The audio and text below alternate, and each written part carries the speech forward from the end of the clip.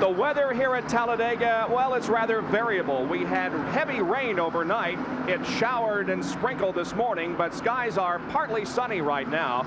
It will be quite hot if the sun stays out. The temperatures have been near or just slightly above 90 degrees for the past few days. The field begins to move out onto the 2.66-mile racetrack here at Talladega. They'll take a couple of warm-up laps before they get the green flag. The banking in turns 2 and 3, 33 degrees, the same in turns 3 and 4. The tri-oval is 18 degrees of banking. And now the starting lineup for the 18th annual Winston 500.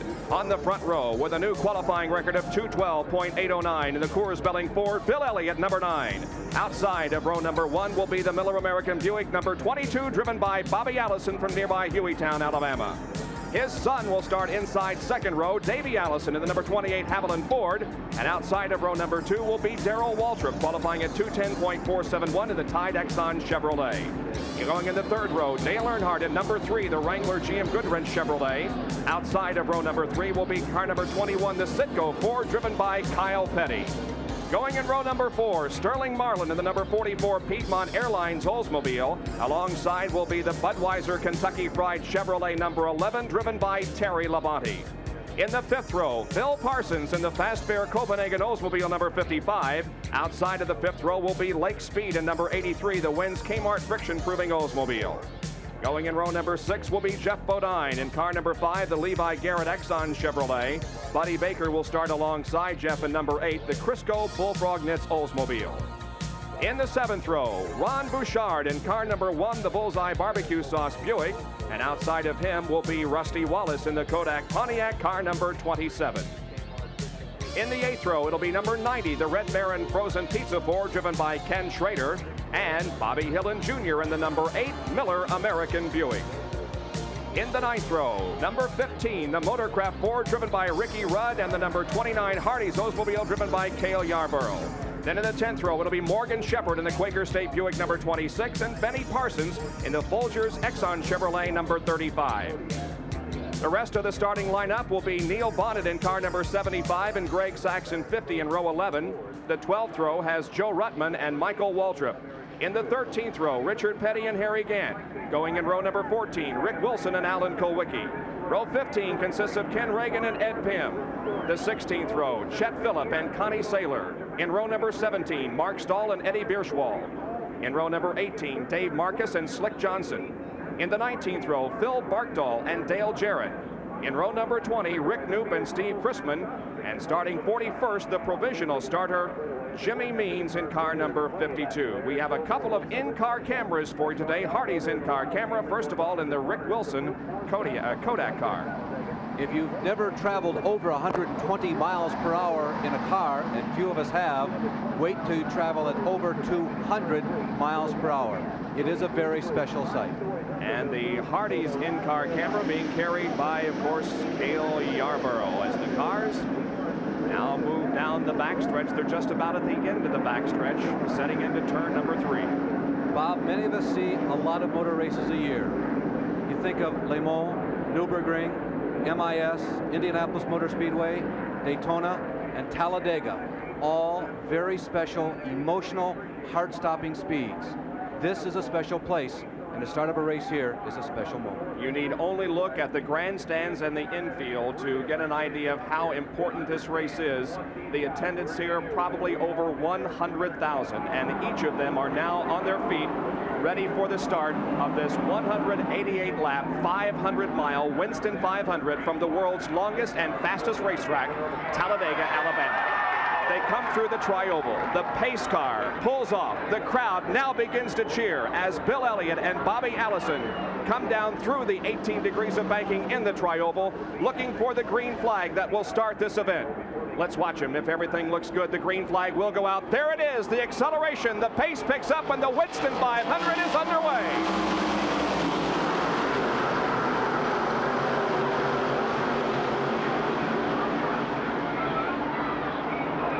Side by side racing through turns number 1 and 2.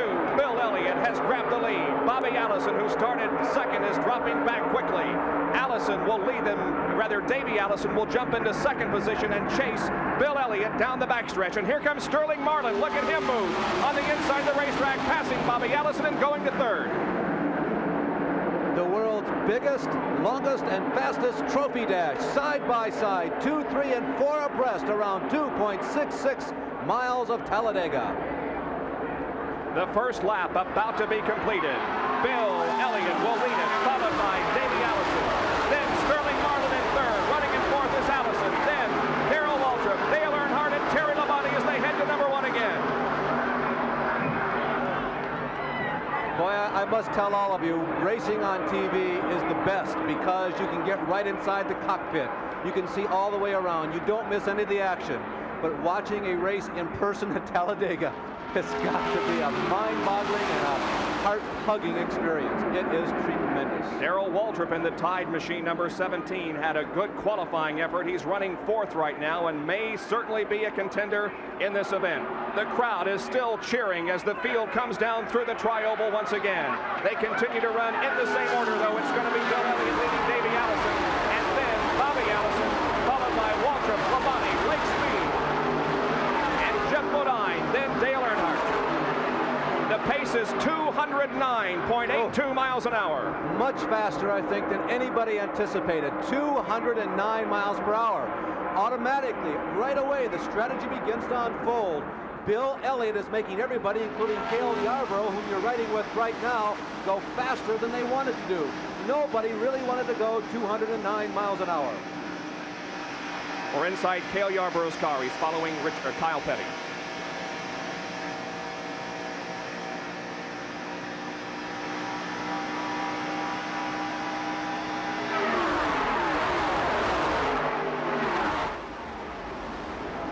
On some of our in-car cameras, as we watch Kyle Petty going to the inside of Ron Bouchard, you will hear the driver on and off the accelerator. Not here at Talladega. They're on it all the way around, and Petty moves around Ron Bouchard. Ron Bouchard in Haas Ellington's Bullseye sponsored number 1, running up there in the top 15. We might talk a little bit about some of the favorites, among which is not Cale Yarborough as far as today's race goes. A lot of people were looking toward Buddy Baker. Some people felt that Davey Allison had a real chance. Rusty Wallace was another name that was mentioned, and of course, Dale Earnhardt and Bill Elliott. Here are the leaders. It's still Bill Elliott, and the Allisons are going for second position. The yellow flag is out. Yellow on the racetrack. We have a car smoking badly coming out of the corner number 4. Will be pulling into the pit area, and so this is going to be a slow lap. Chet Phillip. In the number 81 car, Chet Phillip has mechanical problems and brings out our first caution period of the afternoon. Chet Phillip, the former Indianapolis car driver, he has qualified for 2 Indianapolis 500s, and of course he's racing out of the Buddy Arrington Potter stables in 1987. We completed 4 laps before we had our first caution period, but it's only for a mechanical problem and possible oil on the racetrack. The track crews will be checking it while we are under this yellow flag. Bill Elliott has led all the way. Running second is Davey Allison, and third is father Bobby Allison. We'll be back with more from the Winston 500 at Talladega.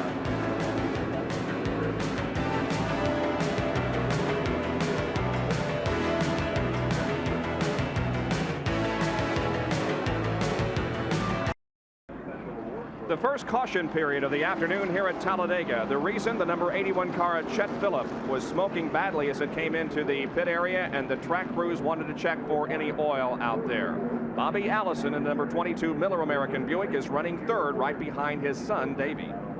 Well, Bobby Allison won this race a year ago, and he's had one of the better seats of watching the streaking Davey Allison, his son, and Bill Elliott. Bobby, are you surprised at the pace that Elliott is setting? Not really, Larry. We saw him run awful good in practice, and we really expected to see him run very fast. Bobby, is one of the favorites. At this point, do you just run your own race, and whatever Davey and Dale or Davey and Bill want to do, just leave them go? Roger, I don't change my strategy any. I just go ahead and run our own race, especially this early.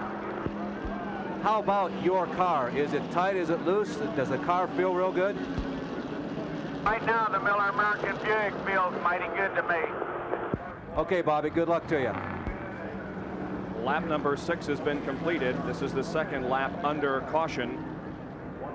The field now in single file formation. We want to get our commercial breaks in here while there is no racing on the track so we can bring you the real excitement from here at Talladega. So we'll be right back after these messages.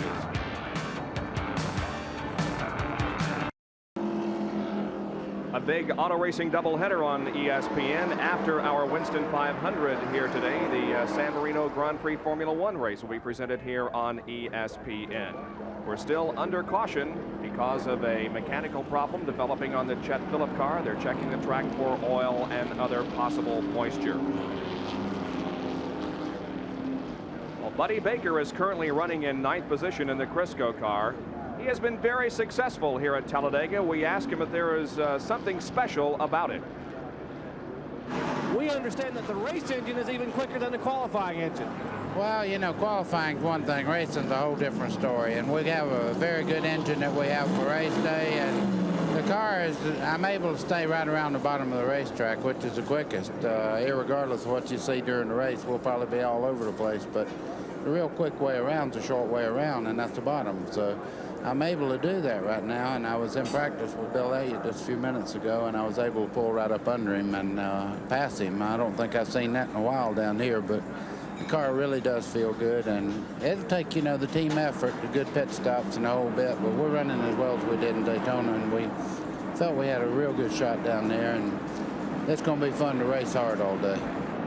And so perhaps the secret to success here at Talladega is running the bottom line. At least that's what Buddy Baker feels. There's the leader, Bill Elliott. As we remain under caution, Davey Allison is running second, followed by Bobby Allison in third. Running in fourth position is Darrell Waltrip in car 17, followed by Terry Labonte in Junior Johnson's car. Then the hot guy, Dale Earnhardt. Lake Speed has shown well in the early going. He's followed by Jeff Bodine, and then Buddy Baker and Sterling Marlin. Now we'll see if we get a restart here. Yes, the pace car does pull off of the racetrack, so the pace begins to quicken now again as Bill Elliott smashes the throttle and prepares to take the green flag for resumption of this 188 lap event. This will complete lap number 8, and the green flag comes out once again.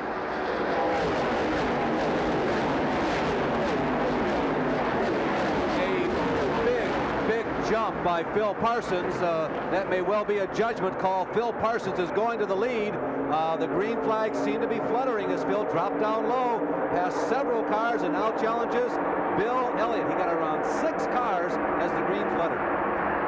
Now he begins to settle alongside Darrell Waltrip, and he doesn't have anybody to draft with, so he's backing up just a little bit. Now being passed by Dale Earnhardt as Dale goes to the high side of the racetrack, and already Phil Parsons has moved back to 6th position. So the lead continues to be held now by Bill Elliott, and Davey Allison second with Darrell Waltrip third, then Terry Labonte and Dale Earnhardt. There is much talk these days about how the draft has changed, that you don't have that tornado-like draft that you used to have on these big racetracks, but there was an example right there that if nobody helps you, if nobody goes with you, and there are 4 or 5 cars that are basically against you as you're trying to make a pass, the draft does have an effect. Phil had the momentum going around turn 1 and 2, but when he got on the backstretch, all the hot dogs stayed in line and said, "Sorry, Phil, we don't want you up here." Nobody let him in line, and they all passed by. Well, the question in our mind was, did Phil Parsons jump the green flag? Did he begin passing cars before the green actually came out? The NASCAR officials say no, he did not, so everything is okay with Phil Parsons. Well, out in front, a couple of Fords, Bill Elliott and Davey Allison. What are the drivers saying, Larry, about the possible advantage of the Fords here at Talladega? Well, the drivers, all those without Fords, would like to say that Fords have a tremendous advantage. One of the more interesting quotes in regards to a response to that was Alan Kowicki saying, "I don't think that a Ford helped me very much when I won my short track pole, but this is a big track." The drivers who don't have them say, yes, there is an advantage. I don't think the advantage is as much as it once was, say, the beginning of 1985 or throughout the 1985 season. Terry Labonte making a move, going underneath Darrell Waltrip. Those are 2 non-Fords.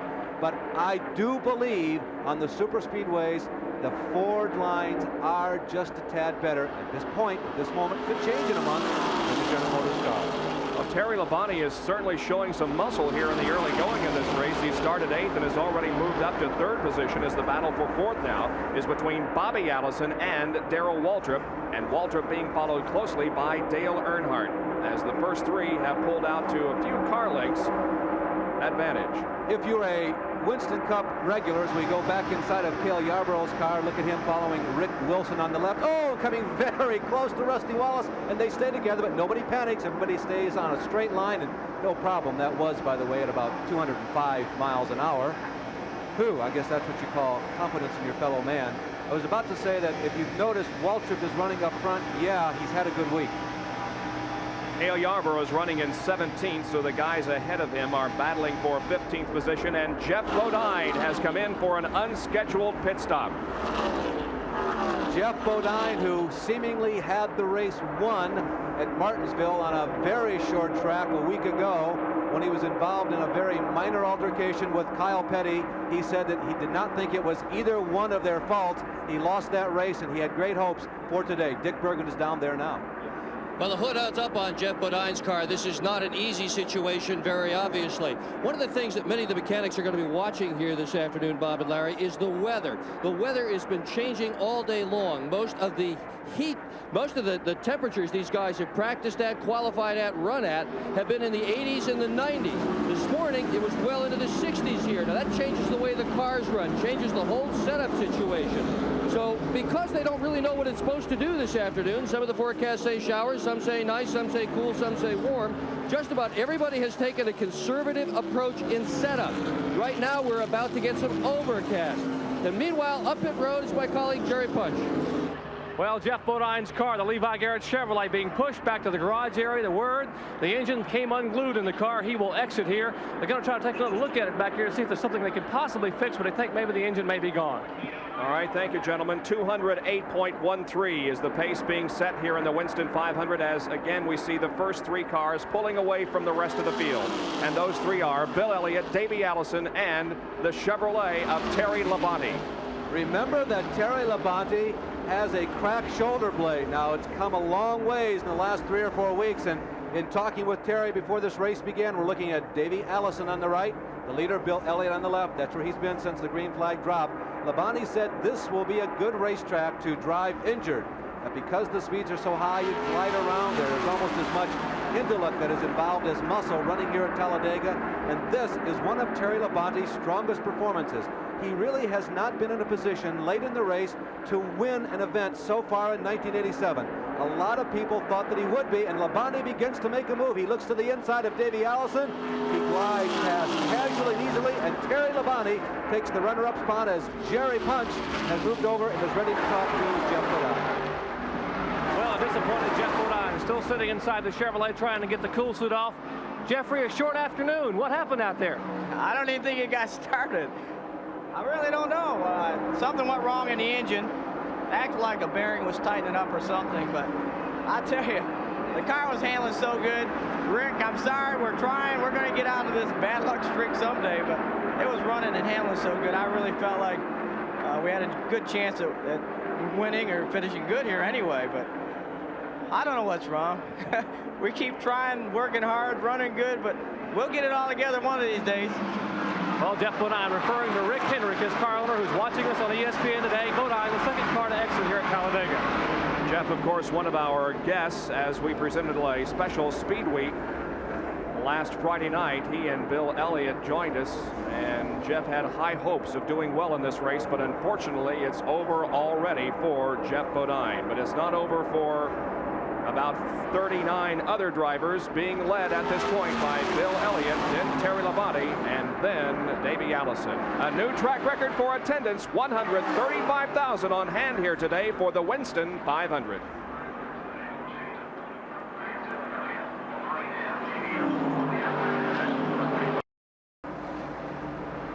Of 188 laps completed, and Bill Elliott is the leader. Terry Labonte second, followed by Davey, Bobby, and Dale Earnhardt. Well, exciting NHL hockey tonight at 8 o'clock Eastern Time, Toronto. And we have a lead change here as Terry Labonte has passed Bill Elliott. So exciting hockey at 8 o'clock tonight here on ESPN. The Stanley Cup playoffs continue. Bob, I think that may be the first time in 1987 that Terry Labonte has taken the lead under a green flag conditions. That's the first time any of us can remember, and Labonte is opening up distance between himself and Bill Elliott. Labonte has been moving up ever so slowly. It happens in most instances gradually here at Talladega. You can see his best 87 finish was a 4th earlier this year, but Terry Labonte, we thought that there were some concerned looks in the Junior Johnson garage area, crew chief Jeff Hammond, throughout the week, but they have been a quiet but steady 210 runner all week long. And in the race, at least in the early stages here, Terry Labonte looks to be one of the strongest. Back in the pack, meanwhile, one of the best battles going on right now is between Buddy Baker and Bobby Allison. As they are going for that 4th position, Bobby Allison has it, but Buddy Baker has been challenging him for several laps now, and you can see how Buddy is running that low line, just as he explained a little bit earlier to us. That's where he likes to be, because simply that's the fastest way around Talladega. Baker has been the cream in recent laps, meaning he started in 7th about 4 laps ago, and he's been steadily rising. He just passed Dale Earnhardt about a lap ago. Bobby Allison is next up. Son Davey should be next. You can see Earnhardt, the yellow car still in the picture. But Buddy Baker, who has a lot of sentiment among veteran observers, as one of the real threats. Oh, we have a problem. Allison is blowing a tire. Bobby Allison with a horrible crash here on the front stretch. It has torn out a complete section of protective railing separating it. Alan Kulwicki becomes involved. Debris is collecting other cars. There was a lot of debris in the front stretch. Kulwicki was involved. Richard Petty, I think, is another one of the cars. Lots of debris on the front stretch. Now, Bobby's car, to me, appeared to stay together quite well. He did get up into the fencing, but not into the stands. And it was close, though. He has torn out a whole large area of guardrail. There it is, protecting the crowd from the racetrack, and he came very, very close to going into the stands. The car became airborne and went flying literally into that wall and catch fencing, but fortunately it did stay onto the racetrack. Bobby Allison is moving around in the race car, and that is certainly good news for us, but he has to be quite shaken after a tremendous crash. The red flag has been brought out, and quite frankly, Larry, I think we're going to have to be red for quite a while, because we cannot race with that protective fencing in the shape that it's in. It's just not safe for the spectators. It's pretty obvious why it was there, happening right underneath Harold Kinder. It wasn't the fence that caught him, but they have built the cement wall here at Talladega just a little taller than most racetracks. There's Bobby getting out of the car. I told you that Bobby's car, though, was heavily damaged. It did stay together. The integrity of the roll cage is intact. The crowd is giving Bobby a very warm welcome out of that machine, but the car lived up to NASCAR standards. Larry, I think a tire blew. I think I saw a tire coming apart while he was right here in the tri-oval, nearing the starting line. Right rear, it begins to shred, and the car goes out of control. You're at 210 miles an hour. You can see the right rear going. You see the debris there on the left-hand side of your screen. Earnhardt avoids Bobby. The car goes backwards. The aerodynamics get underneath the car, and Allison gets up into the fence. The aerodynamics lifted the car. They're not built to go backwards. Right underneath Harold Kinder. Harold, he stayed in there. Boy, I'll tell you, talk about a trooper. Kinder is right there. He's got the yellow flag out right away. That is a veteran, competent flagman. Here comes the rest of the field down. They've decelerated to maybe 180 miles an hour, but all the debris, there's Petty, there's Kulwicki spinning. There's just nowhere for many of these drivers to go, because there's so much of what was left over from the initial impact on the front stretch, and there was just nowhere to go. And tires began to explode too as they ran over debris caused by the Allison crash.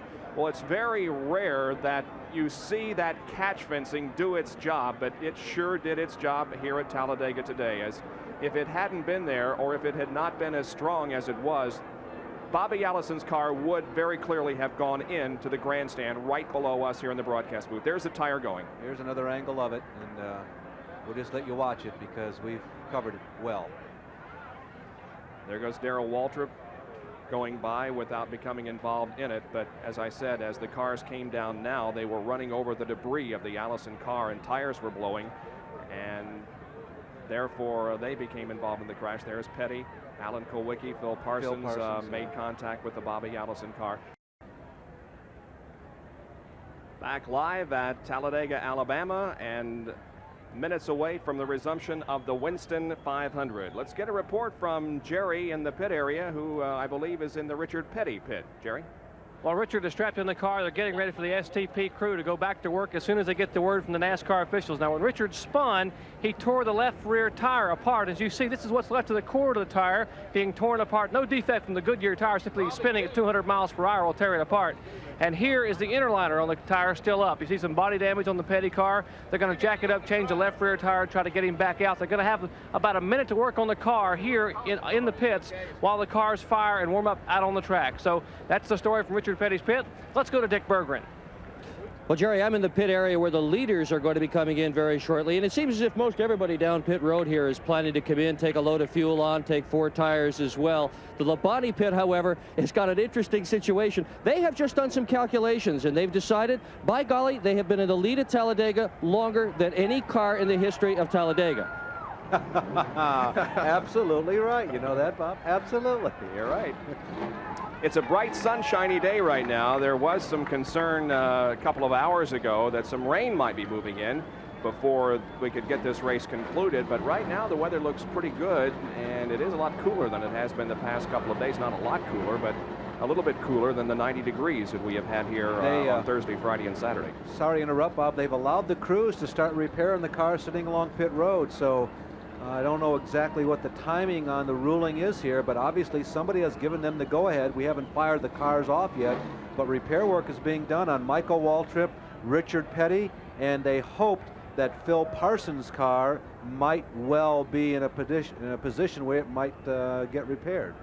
Well, some of the engines had started, but NASCAR had not given the official word, so those that had started were forced to turn off their engines. Now the word has been given, and the machines begin to fire alive here on the Tri-Oval after more than 2 hours and 25 minutes of red time. There goes Richard Petty out of the pits. He's going to be allowed to encircle the entire track and catch up with the rear of the field. All 3 cars that were in the pit area will be allowed to do that, and those 3 are Richard Petty, Michael Waltrip, and Phil Parsons. And Petty is already into turn number 2. Here comes Michael Waltrip out of the pits. He's also going to be doing the same thing. As for Phil Parsons, I'm not so sure that that car is going to be able to resume competition because it was pretty heavily damaged. Now what they are doing, they are keeping everybody on the same lap. Lake Speed, first in line, is being held up because in the confusion Lake ended up being deposited in front of Terry Labonte, but as we have seen a couple of times, Lake is running in the top 10. That's why Lake, and we just went to the yellow flag. That's why Lake is being held up. He'll fall back in line in 9th position. For all practical purposes, 2 hours and 26 minutes of red. We are now under yellow, and the first couple of laps will be run under yellow so that everybody can come in and make an assessment of the damage or any needed repairs on their race cars, because in addition to a safe racetrack, we want safe race cars out there. Petty, meanwhile, is now coming into the pit area, as is Michael Waltrip, so they are back on the same lap with everybody else. Now we anticipate Darrell Waltrip certainly to be one of the key players coming around. He'll be replacing that broken windshield. By the way, Bob, you saw that report from Jerry Punch a little earlier, and the name of the company that sends out the glass, the specialized glass for these Winston Cup stock cars, comes from Toledo, Ohio, famous for a couple of other things, the glass center of the world, and isn't that the home of a well-known automobile racing announcer? No, I'm from eastern Indiana. Why? Yeah, you Glass center of the world, Toledo, Ohio. It's been that way for a long time. Libby Owens Ford, one of the prominent companies, and they supply the windshield for the Winston Cup cars. Field on the backstretch, now entering turn number 3 under caution. Petty has made repairs and is pulling back out onto the racetrack. Michael Waltrip continuing to sit in the pit area as we watch the field under caution proceed through turns 3 and 4. In a situation like this, without question, the prudent thing to do is what NASCAR is doing, and that is to allow everybody an opportunity to come into the pits. This race will not go green until everybody has had a fair opportunity to make whatever changes or adjustments they need or wish to make at this point. Now, that is not to say they're going to delay this race if somebody takes 10 minutes, but a reasonable time would be up to 3 or 4 minutes maybe the equivalent of 4 or 5 yellow flag laps. And I would not at all be surprised to see them wait and have everybody get out there and take 1 or 2 yellow laps before they actually drop the green flag. And Dick Bergen is down there with the latest update on what's happening.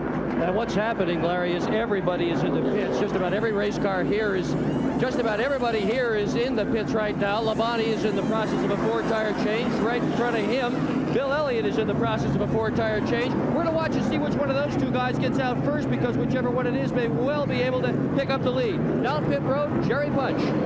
Well, what you're watching is a high-speed windshield change. That's Jeff Chandler and Eddie Dickerson changing the windshield. Eddie Jones at the left front of the car, the right front of the car changing, working on some of that sheet metal damage. Elliott, the first car down pit road. Good pit stop for Elliott. Meanwhile, the windshield change continues here in the tied pits. They have the old windshield out. They are putting the new one in. Chandler and Dickerson, the 2 guys working on the windshield. The right front of the car has Eddie Jones working on some sheet metal damage. The tire was rubbing in the right front. Beneath the front of the car, the crew chief, Waddell Wilson, trying to clean up the air dam that's been bent. 3 different teams working to try to make repairs on the Tide Chevrolet for Darrell Waltrip. Most everybody else is roaring out of the pit area and falling in line. Darrell's repairs are still going on as the crew puts that duct tape and tries to seal the windshield. Bob, his situation is a little more serious than the one that we created in our exhibition that we showed you a couple moments ago. He had damage to the molding around the front windshield, so that's why this has taken a little longer than the 30 or 40 seconds that Barry Dotson and the Kodiak crew pulled off for us yesterday afternoon. The pace car is already in turn number 4. Now Darrell Waltrip begins to move out, so he's going to stay on the same lap after a repaired windshield and other repairs made on that number 17 Tide car. Alan Kowicki is also making his way out. I thought that car might have been crashed, too serious to repair, but Kowicki went by here seemingly in normal fashion. Rusty Wallace is another one of the late exiters from the pit area here on this elongated yellow flag, as is Sterling Marlin. So the standings are really going to be scrambled. You know, Sterling was the last one to go out of the pit area. We remained under caution, but now the laps are counting, and this will be lap number 25 that is completed. Field still under yellow, but in just a lap or so, we will be back to green and resume this Winston 500. We're glad you could stay with us, and we'll be back right after this.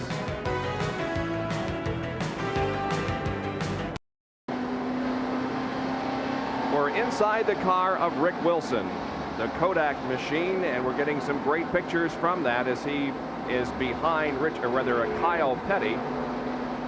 And we will go green in one more lap after this one. Several cars still making pit stops and going back out onto the racetrack. Rusty Wallace has been in again, and the field comes through the trioval now, and when they cross the line, they'll be given the 1 more lap sign. That's Kyle Petty right up ahead. This is coming off of turn number 4. You see the entrance to the pits there on the left. They are now approaching the trioval. There's the reverse shot of what you just saw from the track level inside of the Kodak machine. By the way, we lost 2 of our in-car radios in that massive crash. Bobby Allison and Cale Yarborough would have been assisting us in this broadcast today, but they were both knocked out, needless to say, in that crash as they exited the trioval. 3 cars were knocked out in the crash. Bobby Allison, also Cale Yarborough, and Ron Bouchard dropping out earlier, both with engine problems. The number 81 car of Chet Phillip and Jeff Bodine. But everybody else is still out there and about to resume competition, and there is Benny Parsons' machine.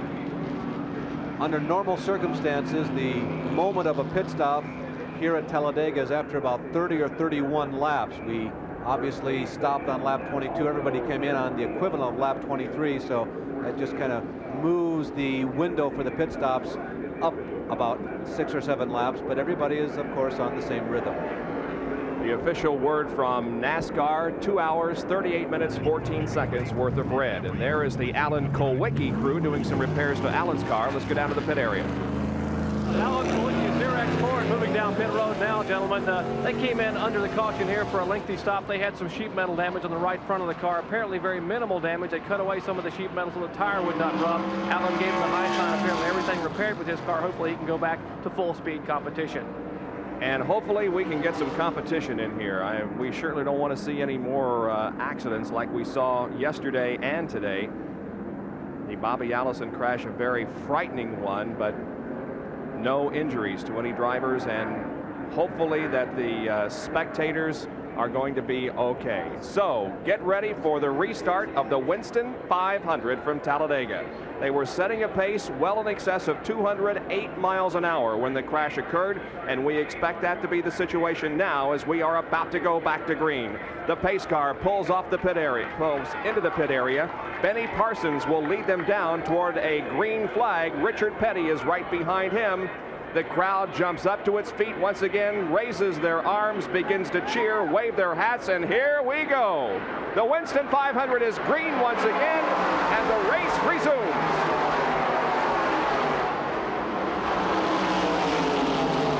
That's Bill Elliott dropping to the inside of Richard Petty. Bill looking for the lead. Here comes Davey Allison. Bill Elliott goes to the high side of Benny Parsons, and Labonte drops to the low side as they come off the second corner and go down the backstretch. Labonte low being followed by Davey Allison, and there's Morgan Shepherd. You can see the draft effect taking place. And Davey trying to assist Terry Labonte to the lead. Moving up also on the bottom side is Buddy Baker. He told us earlier that's where he feels comfortable this weekend, and Baker is on the prowl. 28 laps about to be completed now. Terry Labonte is back in the lead with Elliott and Allison second and third. The last time through the Tri-Oval, I know it was the restart, but everybody was off the pace just a little bit. They really drove gentlemanly down through the Tri-Oval. Still a lot of dust from the quick dry that needed to be applied to the Tri-Oval section. By the way, Richard Petty dropped way back at the start of the restart of the race. You saw he didn't last very long up front. Petty has dropped back about 15 or 20 positions. So they come out in the same order that they were running before the red flag, and Terry Labonte is looking very strong in that Budweiser Chevrolet. Elliott in second and Davey Allison is third. Here comes Buddy Baker in the Oldsmobile, who's also showing some strength. He was very confident going into the competition here this afternoon. Now Allison alongside Bill Elliott as they cross the stripe once again. Elliott going to the high side of Terry Labonte. Will he go into the lead? Yes, Bill Elliott is in front.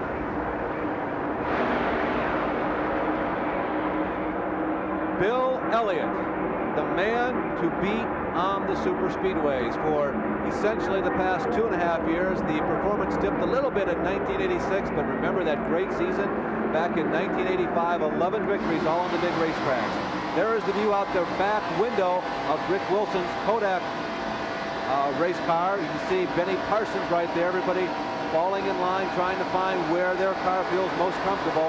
Despite the fact that this is a 200-mile-per-hour racetrack, there are 2 or 3 at least different lanes that everybody can choose to race in. Look how fast the wall goes by you when you're running at 200+ miles an hour. He ran through that area of oil dry and kicked up a little bit of dust, but there's no problem there. The track is completely safe, and no debris or oil is on the racetrack at this moment. Now we swing the camera around, and we'll get a shot from out front of Rick Wilson. He's running in 9th spot, by the way.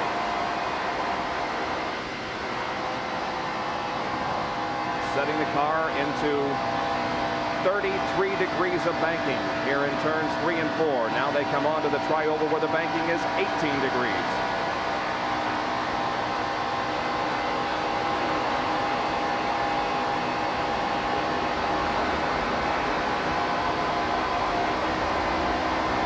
Wilson trying the low groove there. He sets the car low into turn number 1. Meanwhile, it's a 4-car train. That's Bill Elliott, and look at this competition back of the leaders. By the way, Richard Petty almost a lap down. There you can see the bright orange Tide machine of Darrell Waltrip looking low. He's trying to get underneath Sterling Marlin. Rusty Wallace is in that group, also on the bottom. Alan Kowicki, who had major repairs, they tried to accomplish his pull behind the pit wall. Not out of it yet, but taking a long break here. Look at this competition. That's 12th place Lake Speed in that purple car to the inside, and then everybody forming behind him. Benny Parsons alongside. Ricky Rudd is in that group. Rusty Wallace, Bobby Hillen Jr., Neil Bonnet. Rusty Wallace is there in the Kodiak car. Harry Gant is also on the end of that. Rudd not getting a good first turn that time. That red car, he's fourth in line as you look him on the screen right now. The yellow flag is coming out. There is debris on the backstretch. Hopefully it's low as this pack of cars races into number 3. Now remember, there is the gentleman's agreement, but they are all authorized to keep racing if they want to. And with this pack of cars and with everything at stake and as much money as there involved here, let's see how everybody plays it. They've all seemed to have calmed down. I see nobody making any sudden movements. There's Richard Petty, the red and blue car, a lap down, remember. Yeah, he would certainly like to get the lap back, but it's just impossible as the starters, the leaders, do cross the line under yellow. And speeds are reduced for the 3rd time this afternoon. Neil Bonnet is coming in for a stop. Neil Bonnet, who started this race in 21st position. He was the fastest of the second day qualifiers. Let's go to Dick Bergman in the pit area, who's right there with Neil. Well, Neil Bonnet has made another pit stop. He's got some problems with a vibration in the car. He made an earlier pit stop where they jacked up the right side, took a good look underneath it. The left side took a good look underneath it. Apparently his problems continue. Neil Bonnet, however, has now left the pit area. They've had a pretty good year, Bob. They've been in or close to the top 5 in points all year long, and they've been racking up finishes.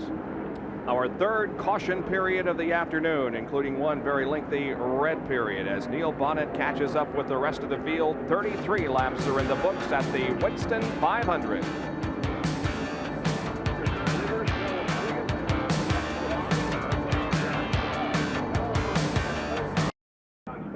Darrell Waltrip is back in the pit area. They're still trying to seal that new windshield they put in just after the red flag. Let's go to Jerry Punch. Well, they are still trying, as you said, seal the windshield area. The frame, as Larry Newber mentioned, the frame around the windshield was what was bent, which makes it much more difficult than a routine windshield change. They have to come in and try to get as much sealing around the windshield. If air gets around that windshield, it will actually suck the windshield into the race car. They want to be very, very careful about that and try to seal it as well as possible. Darrell moving back out onto the racetrack. However, we are under yellow because of debris that was spotted on the backstretch. The field is in the tri-oval and about to complete lap number 35. Bob, one more comment about the windshields. They are safety glass. You saw a report from Jerry earlier in the pits. He was putting his hand right on what appeared to be shattered glass. It's very soft and it's not nearly as dangerous as what you drive around in your pleasure car. Signal is being given to the field in one more lap. We'll go back to green. It's Elliott. It is Terry Labonte, then Davey Allison, Buddy Baker, Dale Earnhardt, Ken Schrader, Kyle Petty, Rick Wilson, Morgan Shepherd, Benny Parsons, and Lake Speed. If there has been a surprise, it has been the strength of Labonte. Buddy Baker and Ken Schrader have made the biggest moves inside the top 10. Baker right now is 4th, Schrader is 6th. Whether or not they can race up and do battle with the likes of Elliott, the current leader, Terry Labonte 2nd, and Davey Allison remains to be seen. We'll see what happens here in the next couple of laps. Once again, moving into the top 5, or at least as candidates for it, after having started outside of it, Buddy Baker and Ken Schrader doesn't really come as a surprise, even though Schrader has never won a race. Many observers were saying, hey, these two guys are strong.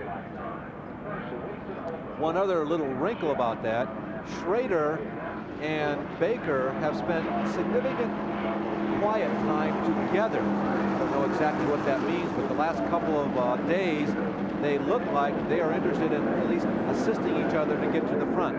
Let's see if there's any teamwork that goes on there. They apparently have been running together with each other in practice and feel very comfortable with one another. There's Ken Schrader, and who came out of the USAC open wheel ranks, the sprint car and midget racer. You can see in 8 starts, he's had 1 top 5, 4 top 10s, and he is the most recent man who looks like the biggest threat to pick up his first ever Winston Cup win. He's moved from 15th rather, to 6th. Richard Petty's car on the inside. He is a lap down. The pace beginning to pick up once again as the pace car pulls off, and a resumption of the Winston 500 is upon us once again. There's the green flag, racing again. 36 laps in the books.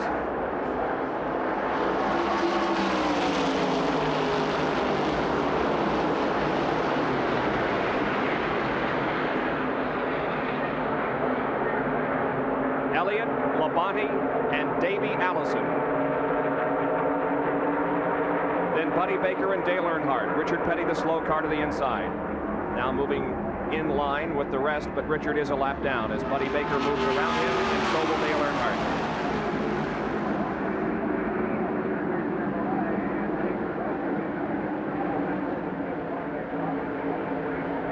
This is where Bill Elliott shines. Needless to say, if you've been following stock car racing, or even if you've been living in a cave, you've probably heard about it. Bill Elliott does very well on these big racetracks. Daytona and Talladega have been his specialties. He is the one that everybody is pointing toward. Well, our ESPN schedule has been certainly affected somewhat by the long red flag period. We're going to take this break and be right back with more from Alabama International Motor Speedway.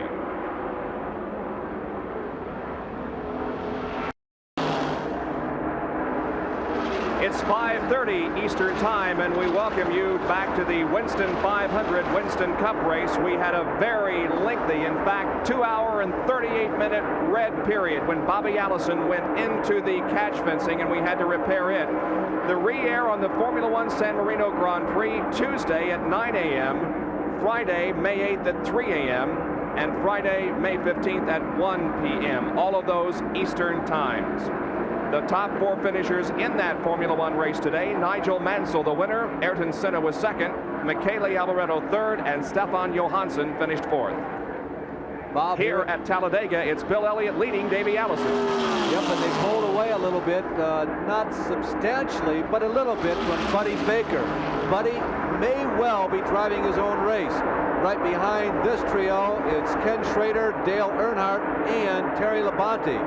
Baker is the interesting character in my mind in this leading trio. You can see he's holding back just far enough that he's not in the picture. As we pull back there, you see him. He's now maybe 10 car lengths at speed behind him. Buddy Baker knows how to win at Talladega. Don't count this man out. He is hungry for victory. Look at him running right down there at the bottom of the racetrack. It's not necessary to do that, but if the car sticks down there, he doesn't abuse his machine as long as it runs carefully down there and smoothly. He's not abusing it quite as much as the other people up in the banking and also the quicker way around. I suppose it gives you a touch better gas mileage. That's not important, not enough. Now the Oldsmobile beginning to catch the 2 Fords who have taken off into the lead, Elliott and Davey Allison. They're running right together on the racetrack, and the Oldsmobile of Buddy Baker is beginning to catch up. But the 2 Ford products well into the lead right now here at the Winston 500. This point in the race, not much strategy, not nearly as much as in the second half. You try to measure the leaders and find out what kind of pace they're running and make certain that you are at least capable of following along with the leader, whoever it might happen to be, and just keep pace with them. As you get to the second half of the race, you can start doing some more realistic experimentation. Where does the car run? Can I run up along the wall if I have to? Can I run way down there to the bottom like I would like to, like you see Baker doing right now? You start picking the places where the aerodynamics, given the atmospheric conditions of the day, the velocity that you're going, the wind turbulence from the other cars, seems to work the best on your machine. What if I have to make a pass late in the race? That's when the real experimentation starts. There was a time when the drivers would do a lot of trading. The early laps here at Talladega. Here comes Buddy Baker coming up to take a close-up view of the rear bumper of Davey Allison. But because the cars have changed so much in recent years, you can't afford to do quite as much jockeying as you once did. Baker has now caught Davey Allison. Let's see if Buddy challenges for position. That last lap was at a 205.890 mile-an-hour rate by Bill Elliott. Here he comes leading the trio. Elliott, Allison, and Buddy Baker. 205, probably a little more realistic. The early laps when Bill Elliott was streaking away, remember he was going 209. Is it possible that Elliott can go 209? He's out of the throttle for just a bit and allowing everybody else to kind of be teased. Back in 4th position is Dale Earnhardt, who is leading Ken Schrader and Terry Labonte. As you can see, some hand signals being exchanged out there on the backstretch. Dale taking that car also to the bottom of the racetrack as he tries to hold off the challenge of both Schrader and Labonte. Labonte going to the low side of Schrader and picking up that spot as Kyle Petty is watching. What that 4 cars right there is trying to do, and what Dale was probably signaling for to Labonte and Schrader and Kyle Petty, he does not want the 3 leaders to get away even at this early stage of the race. Dale has been trading positions with Terry and with Kenny Schrader, and he is probably attempting to communicate to them, hey, the more that we race with each other, the further away those 3 leaders get, so let's stay in line. I don't know if Terry did exactly what Dale wanted to do in the last lap. Here comes Terry. Terry wants to go around Dale. Dale would have liked the 4 of them to stay in line and go up and catch the 3 leaders, but Terry says, hey, I think I'm the strongest car in this bunch. I may not need your help. I'm going to pass everybody. I'm going to go up and catch the 3 leaders on my own. Well, that will look like an old-fashioned slingshot move, although the slingshot isn't nearly as effective as it used to be. But he sure used it going around Dale Earnhardt there at the end of the backstretch. And we're going to get a clock on Bill Elliott to see exactly the speed that he is turning here. Bob, it's too early to be saying, well, so-and-so is in charge of this race. But if there are 2 people who have a little more say in what's going on right now and are in just a little more control, it would be, in my opinion, Elliott and Baker. If you just joined us, we were 2 hours and 38 minutes in a red flag because of a Bobby Allison crash that tore down some fencing separating the grandstand from the racetrack. But we are back underway now, and we have run 46 laps of this race. We are timing the pace of leader Bill Elliott. Davey Allison is tucked in right behind him, and Buddy Baker is following in third. And there is the lap time of Bill Elliott. It is 46.2 seconds for 2.66 miles. That translates to a speed of 207 miles an hour. 207.28 as a matter of fact for Bill Elliott. So he picked up a couple of miles an hour than when we timed him on our stopwatches just a few laps ago.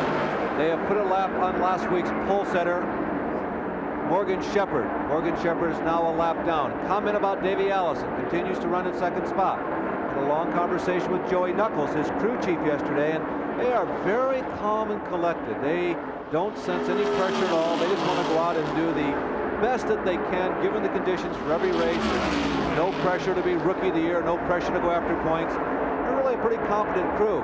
They're constantly trying to give Davey some intellectual input as to how to approach these races. Joey Knuckles is a very experienced crew member, very experienced crew chief, and if anybody can help out a young man like Davey, Joey is certainly one of the people. Well, Davey is certainly hanging right in there with Bill Elliott, not letting him get very far away. The pace of the race, as we saw, was about 207 miles an hour. We talked to Bill earlier about that. You've had a lot of practice here, Bill, and a lot of laps, and the practice sessions are critical, but race pace. I mean, a lot of people are saying that the pace, because of the heat, may not be as quick as people want it to be early on. He qualified 2:12, but what do you race at it, and what kind of pace can we expect to see? Well, I look at it in seconds-wise, probably between a 46.50 and a 47 flat.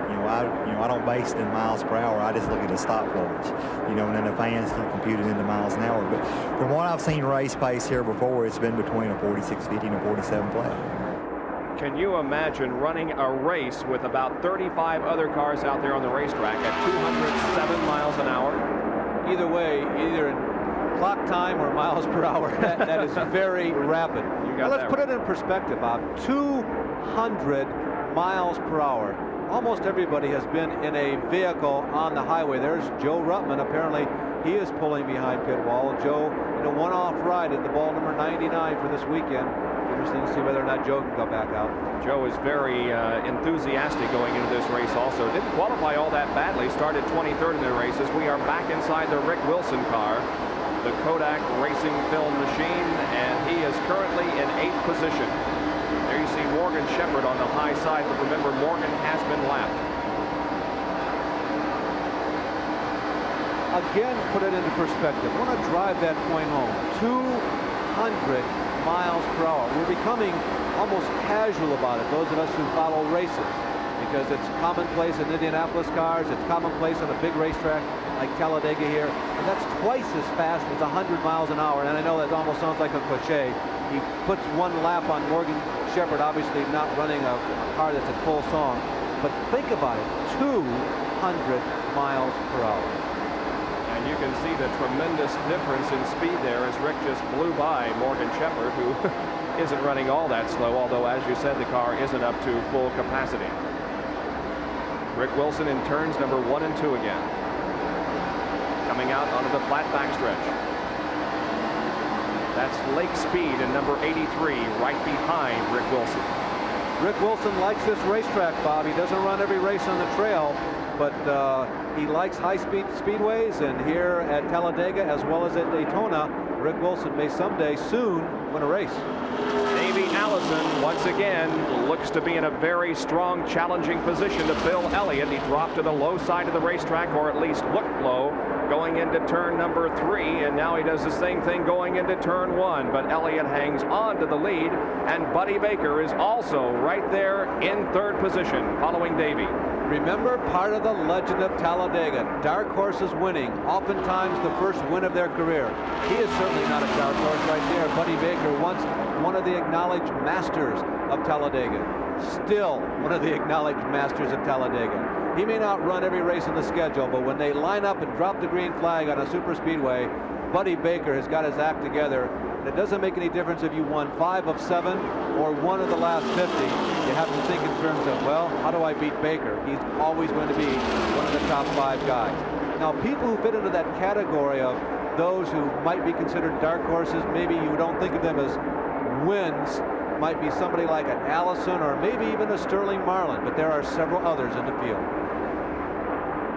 Terry Labonte now is catching up to the lead draft, as he is within a few car lengths of Buddy Baker. Baker to the inside of Davey Allison. Let's see how this shakes out going into turn 3. Both cars drop low on the racetrack, but Buddy stays back in 3rd. But look at Terry Labonte, who's high on the racetrack in that number 11 Budweiser car, and now it's a 4-car battle. You're right, Larry. When he went around that group of cars a while ago, I think he was telling them, I can run all by myself and I can catch this lead draft, and by golly, he has. He proved it, Bob. I'll tell you, this is the best that Junior Johnson, the Jeff Hammond crew chief car, has looked throughout the entire 1987 season. There is Labonte looking at Buddy Baker. Labonte in the double-digit 1 and Baker in the double-digit 8. A couple of veterans now of NASCAR racing. Of course, Buddy Baker's been around for quite some time. And Terry Labonte, one of the new stars of the last decade. Look at how close they are during drafting. That's Lake Speed in the Wins car right behind Rick Wilson, and some major league drafting going on here. It helps both cars, remember. It's been pretty well documented by all the media that when you sneak up like that, both cars get just a little more horsepower as they power around the banks. It also helps the fuel mileage. And the extra bracing you see there in the rear windshield is just simply to keep it from being damaged under these high speeds. It protects the windshield from being blown out when the car goes through air at over 200 miles an hour. Now what's going on right here is that Lake Speed and Rick Wilson have not been able to run with the leaders. But what they have discovered, particularly in the case of Lake, is that, gee, I'm running about the same pace as Rick Wilson is. I'm running faster than the back markers. They just went around Jimmy Means, but I can't run with the leaders. So to help each of us, I'll draft for a little bit. Maybe it'll help both of us move up a little closer to the front, save just a little bit on the fuel mileage, and at least at this point in the race, that is the best move for both of us. That's my opinion, Lake Speed. Now, through hand signals, he may have transferred those thoughts also to Rick, and he agrees. Just some great shots from Rick Wilson's Kodak race cam as we watch him and Lake Speed drafting. Look how Lake pulls right up on the rear bumper of that car going into the corner. He has to pull back as they go through the banking because the turbulence has a tendency to move both cars around. It's not a safe maneuver to follow that close as they go to the banking. Down the straightaways, he can sneak back up again. He can get real close as they go into the corner right now. Now he's got to start thinking about getting out of the throttle. The car's going to tilt up as they go 35 degrees. Lake pulls back a little bit, gives both of them room. Now it begins to flatten out on the tri-oval, and Lake can creep up just a little bit more again. And from the grandstand, that's how it looks. That's how far they are apart, or how close they are, perhaps we should say, as Wilson and Lake Speed are hooked up together in a draft. Crossing the start-finish line, that completes lap number 57. As the lead continues to be held by Bill Elliott. We're watching Rick Wilson and Lake Speed battle for that 8th spot. Lake Speed had a pretty good qualifying run. He was the 10th fastest back up front. You can see Davey Allison is still following Bill Elliott around. One of those two people is holding back. It's either Elliott or Allison because it's very uncommon for two cars to stay this close for so long. Despite the fact that it's 20 minutes of 6 Eastern time, we're still very early in this 188 lap, 500 mile race here at Talladega.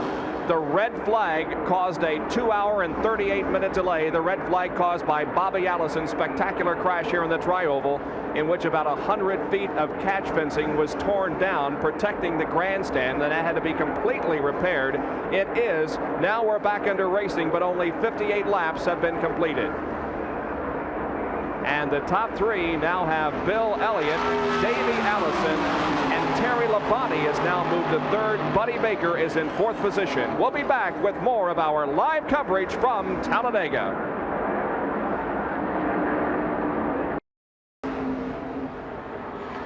A lot of action just in the past few minutes. A catch can from Dale Earnhardt's car is lying in the middle of the backstretch. Now we saw Bill Elliott apparently run out of fuel. There is the catch can. Now Bill Elliott appeared to suffer a problem. It could be lack of fuel. Davey Allison, Terry Labonte, and Buddy Baker blasting around him as Bill Elliott went to the low side of the racetrack and into the pit area. Now Dale Earnhardt, who had come out of the pit area, but he was carrying his catch can. You can see it there on the back end of the car on the right side. He will lose that as the car went down the backstretch, and that has necessitated our fourth caution period of the afternoon. A very uncommon occurrence for the Richard Childress crew for 1987. A mistake in the pits, and that hasn't happened very often. That may, as a matter of fact, have been the first. And in any case, 61 laps now in and the yellow out. Earnhardt had pitted under green. He had lost significant ground. Bill Elliott had slowed down. He had lost a lot of racing ground. He apparently ran out of gas, as we told you, and as the leaders raced back to the line, the number 28 car of Davey Allison had the lead. Let's go down to Jerry Punch, who's in the Davey Allison pit. Well, Davey Allison raced the Halloween 4 down pit road. Joey Knuckles and the rest of the Peach Fuzz gang, they call it, but they're all fairly young fellas. They have the car fueled. They have changed right side tires. We'll move the deck around to the left side of the car.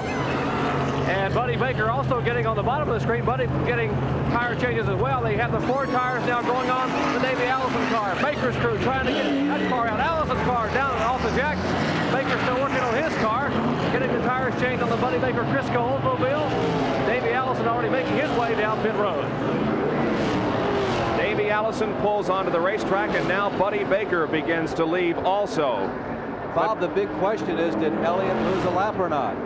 I think this caution flag saved him. I think you're right. I don't think that Elliott went a lap down, but it was close. Boy, what a break for Bill Elliott, because he lost at least a half a lap on the racetrack to the leaders when, again, we are speculating he ran out of fuel. And just as that happened, Earnhardt made his pit stop. Earnhardt went out, lost the catch can. The yellow flag had to come out, and it allowed Bill Elliott to make up the half a lap deficit that he lost pitting as he coasted into the pits. Richard Petty is also in the pits. Dale Inman and crew are doing some work on that car. Remember, that was one of the cars that suffered some damage in that Bobby Allison crash, but Richard pulling back out onto the racetrack. Dick Berggren has also a report from the pit area. Yeah, I just talked to Dan Elliott, and Dan said no, they didn't run out of gas in Bill Elliott's automobile, but he did stall it here on pit road. Now, he came in under the green flag before that caution flew. While they were putting the fuel in it, while they were changing the tires, the engine stalled. That's fairly common. It is also common that when the engine stalls, sometimes when they get it restarted, it sounds boggy. And when he left here, that engine sounded boggy. That appears to be the problem. Well, Dick, he dropped low on the racetrack well before he would have if he was just coming in for a regular pit stop. So we may watch that situation and see if indeed Bill Elliott has trouble. Rick Wilson's crew finishing the job on his car, and Rick pulling back out onto the racetrack. We have been given the signal that there will be one more lap and then go back to green here at the Winston 500 from Talladega. 63 laps are on the board. Ken Schrader shown as the leader. Now NASCAR and an ESPN track back. This track back is brought to you by Quaker State Motor Oil. New Quaker State with QSX keeps your engine cleaner to last longer. Did you ever buy a brand new car, spend a lot of money for it, and get it home, and you don't exactly like the way the body panels fit? You know, there may be a little extra gap between the hood and the fender in order to please you. Things don't quite line up right. Spend all that money, but it just doesn't line up the way you might like it to line up. On the other hand, if you want to buy a car that's got body panels that fit perfectly, write yourself a check for $75,000 and buy a Miller American Buick like Bobby Allison is driving today. Look how nicely this hood fits. The door is all perfectly welded in, molded in, and formed in. And it takes a lot of time, a lot of effort, and a lot of work to do all of this. And they do it for one reason and one reason alone: aerodynamics. And that's the whole ball game here at Talladega. Well, unfortunately, Bobby Allison's car does not look very aerodynamic now. He was the individual involved in a very spectacular crash here in the Tri-Oval on lap 22. We were down for 2 hours and 38 minutes to repair some fence. We are only 63 laps into this 188 lap event, and the green flag comes back out once again. The leader is Ken Schrader. Ricky Rudd moving alongside him, but Rudd is a lap down. Davey Allison there in the black and white and gold number 28 is in second, and Buddy Baker in the 88 car is third. Schrader has given indications that he could be one of the stronger cars in the field, so now he has an opportunity. Davey Allison tucks right in behind him. They go underneath the 64 car. Connie Saylor driving for Elmo Langley this week. Buddy Baker follows through. Kyle Petty is the fourth one in line. They come out of corner number 4 and into the Tri-Oval once again. Look at the field, all stacked up behind the leaders. As they come through, it is still Ken Schrader from Benton, Missouri, now showing the way. We've had 8 lead changes among 6 drivers already.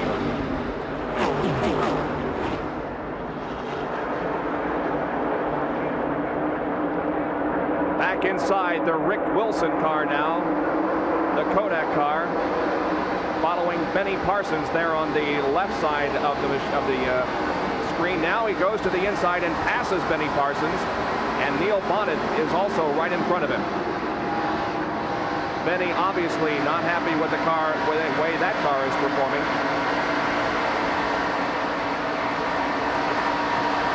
Benny Parsons out for a Sunday afternoon drive in excess of 200 miles an hour. Tight quarters, 2 Valvoline cars, Greg Sachs and Neil Bonnet. There's Elliott moving up. Elliott's car is apparently performing okay. We had some concern about that because he dropped low on the racetrack, and there is Darrell Waltrip at number 17 now right alongside Rick Wilson. Waltrip has been driving a calculated race since replacing that broken windshield. Remember, he ran up in the top 4 in the early stages. Darrell passes Rick Wilson.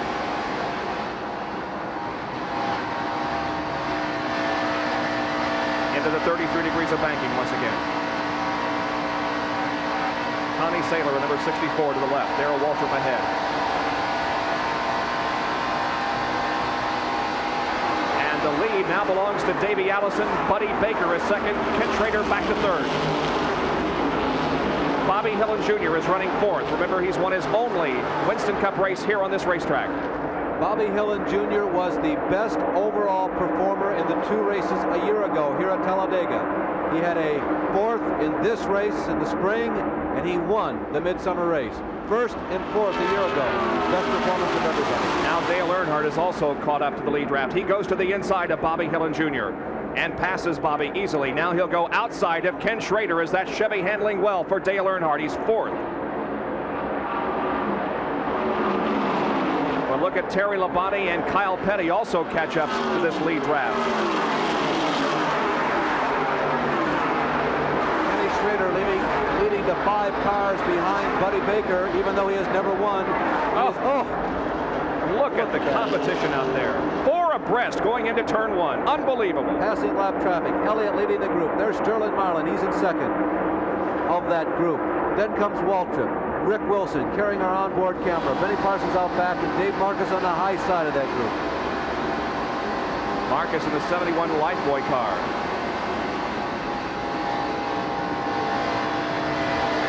Now Marcus lets the car get up high on the racetrack as Rick Wilson looks for a spot on the inside of the racetrack. Back in 1976, Dave Marcus was one of the winners here at Talladega. One of the places where the... Oh, an engine is blowing. It's Davey Allison. No, it's Buddy Baker. Buddy Baker's engine apparently has gone sour. A big puff of smoke and vapor from that car. And Buddy Baker's afternoon may be over. He's at the very high side of the racetrack in turns number 1 and 2. There he is. Trying to stay out of everybody's way. That was the best place for Buddy to go. Yeah, you might say, well, what if he's dropping oil? Isn't that dangerous? No, Buddy was right up on the top of the racetrack, and because of where he was positioned when the motor went away, that was his best move to move up there. There he's signaling everybody behind him that he's going to the inside of the track, and Buddy Baker just with an unbelievable job of driving to keep that car high on the racetrack, out of the groove itself, and keeping everybody out of trouble. Back to the yellow they race, and it is Davey Allison now leading. Earnhardt is going to be second, Hill in third, followed by Terry Labonte, Ken Schrader, Kyle Petty, Bill Elliott, and Greg Sachs. For a lot of reasons, Bob, I'll tell you, I wish that Buddy would have had an opportunity to run this entire race. His last win was Daytona in 1983, and I felt he had a good chance today. There's Neil Bonnet. He takes this opportunity under yellow to stop briefly. They're going to have to check the track for oil or other moisture on it before we go back to green situation. We're on lap number 70, and this is our 5th caution flag, caution period of the afternoon. A year ago, Buddy's best finish in NASCAR Winston Cup racing was right here at Talladega. He got 3rd in 1985. 2 years ago, he was 4th on 2 occasions. As we told you, his last win, Daytona 83. That was his 19th career win. One of the stalwarts of super speedway racing in NASCAR. Harold Kinder displaying the yellow flag. Boy, he has had a unbelievable afternoon already, as the Bobby Allison crash occurred about 10 feet from him, and Harold had to be concerned about Bobby Allison's car actually coming up into his starter stand, but it did not. Now Dale Earnhardt makes a pit stop. Kyle Petty jets in. A little early for a pit stop, but when we're this early in the race, if something is just not right, you've got to take that opportunity to come in. There's a possibility here that's going to put several people out of sync, that if this race happens to go mostly green for the rest of the day, could provide some interesting moments and decisions that have to be made as we get down near the end. It's a 24.3 second pit stop for Dale Earnhardt, who goes back out onto the racetrack. Marcus was in. We saw Ricky Rudd sitting down there, Richard Petty again, and Dale Jarrett.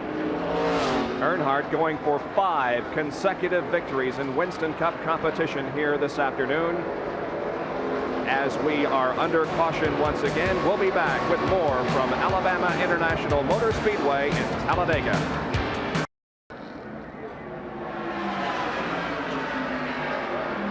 Well, you're looking at 46-year-old Buddy Baker, who just climbed out of the Crisco Oldsmobile. And Buddy, you really had the car humming today. Oh, it was running super good. I was biding my time, and right before the last caution, I felt a little heat on the back of my neck, and I knew something was going on with the gear, but we were effortless. You know, the car would close up when I wanted to. I was just sitting there riding, and I think we're used to locker here, not a locker, but a ratchet gear.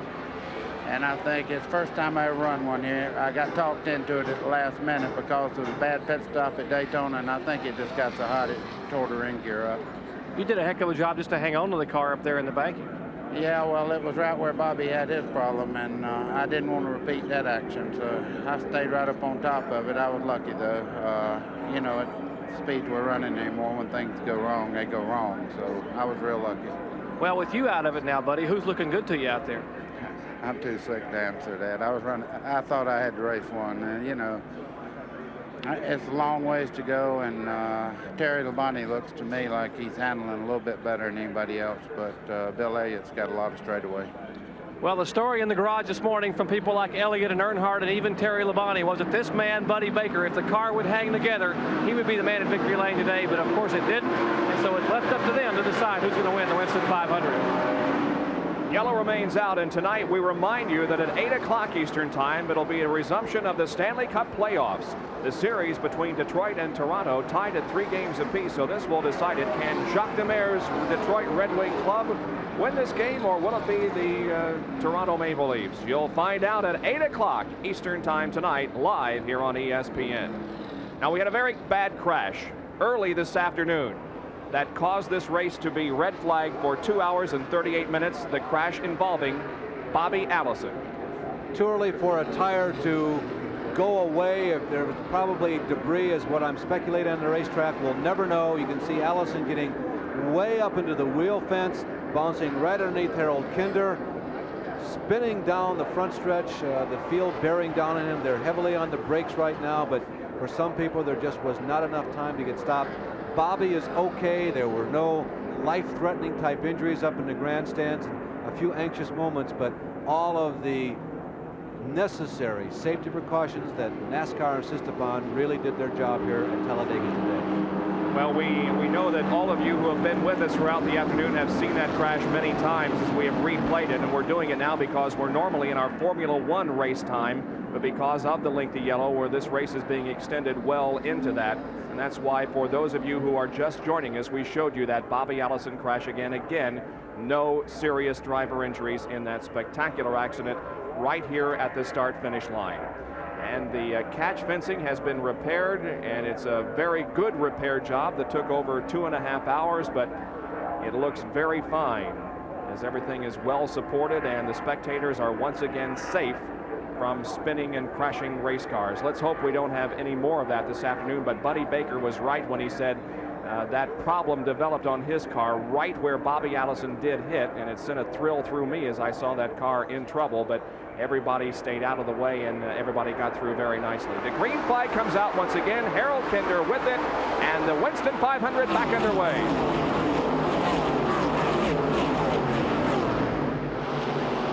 Bob, that last caution flag caught a lot of people at the wrong time. Suddenly, about 4 or 5 cars that were on the lead lap are now 1 lap down. There are the leaders, Davey Allison on the left, there's Bobby Hillin Jr. Sterling Marlin and Lake Speed, 3rd and 4th in line, are a lap down. 2 people who had hopes that, well, maybe our chances are outside ones, but we think we've got some. Well, Bobby Hillin is sure looking good as he is in 2nd position, and Terry Labonte there in the number 11 car is 3rd. Here comes Rick Wilson, who is also a lap down. So several cars in this mix here, a lap down, including Sterling Marlin, Lake Speed, and Rick Wilson.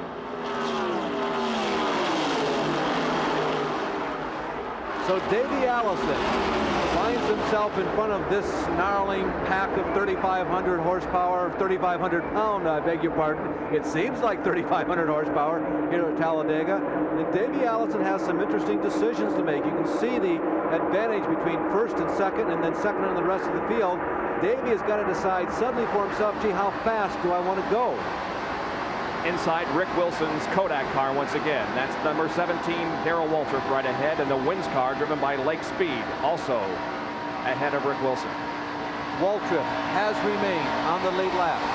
Earnhardt out of the picture, but just behind you, also on the lead lap, and I'm pretty sure that number 9 car, he's also up there too. Be rest assured that Bill Elliott appears to be in control. There's Earnhardt. There's Dale Earnhardt also passing Rick Wilson on the high side, going into turn number 1. And there goes Greg Sachs in car number 50. So obviously, Rick Wilson's car is not up to full song, but look how those cars bounce around as they're in the 33 degrees of banking. Look at that, almost out of control. An example of the buffeting we told you about. The cars appear to be out of control, but the drivers expect this, so they're ready to react whenever the wind gust just hits them the wrong way. They give just enough room between themselves and their fellow drivers, so when that car jumps around, they're able to catch it, save it, and no incident. Let's go to Dick Berggren in the pit area for this comment. Dick? Well, the leader, Danny Allison, is doing extremely well. He's on his own, but one of the guys who had been dicing with him, Ken Schrader, is now drifted to the back of the pack. The handle has gone away on Schrader's car. It has become loose. They just made 3 separate pit stops. They changed stagger, they changed the wedge, and they also changed the spoiler, trying to get the car back together again. They're looking for the handle on the number 90 car. Well, that number 28 car of Davey Allison is really hooked up, and he too is working the low side of the racetrack. He's the leader at this moment with 77 laps completed. And coming around now in 2nd position is going to be Terry Labonte. Once again, stagger. There is Schrader. Dick was just talking about that. The stagger is the difference in the size, the circumference of the outside tires and the inside tires. Wedge refers to the ride height, basically, of the car on the 4 corners, and the spoiler speaks for itself. It's a little thin piece of metal that runs across the trunk lid, depending upon what angle you put it at. It either gives you more downforce or less and helps that car stick to the speedway. Ken Schrader there on the inside of Ricky Rudd. Rudd is a lap down. The car ahead of this group, the number 27 car of Rusty Wallace, is on the lead lap, shown in 11th position. There's Rusty in the number 27 car. That's Harry Gant also there in 33. He is a lap down. Close competition as always at Talladega.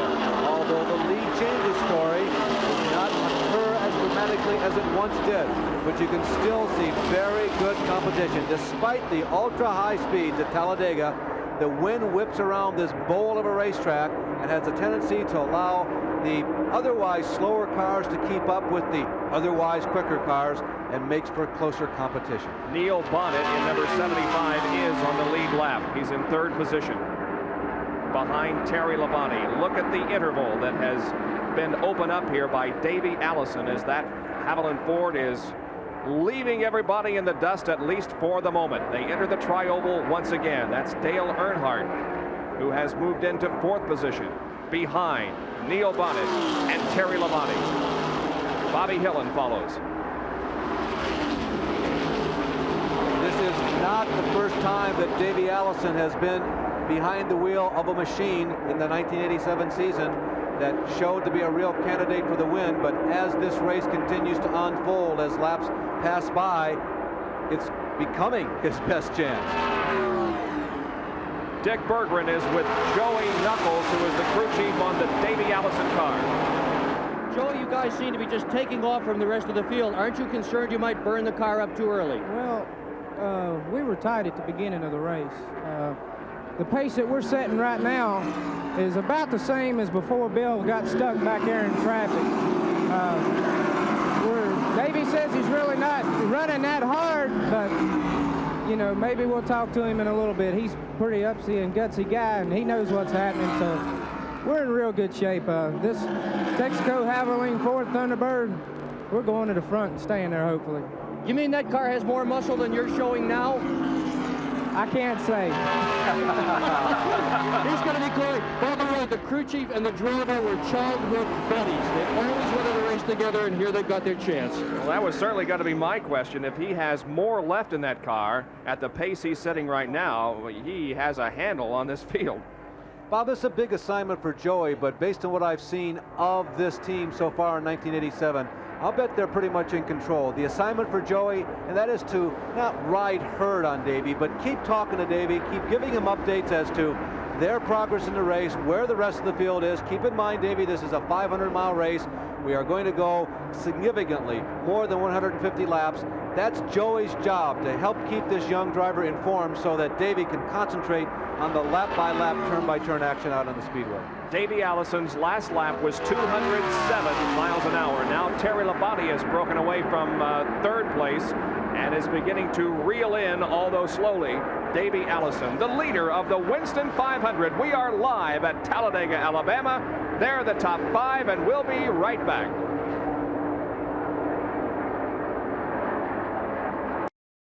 Davey Allison races down the backstretch here at Talladega, and Davey Allison is virtually running away from the field at this moment, but we are still early in this race.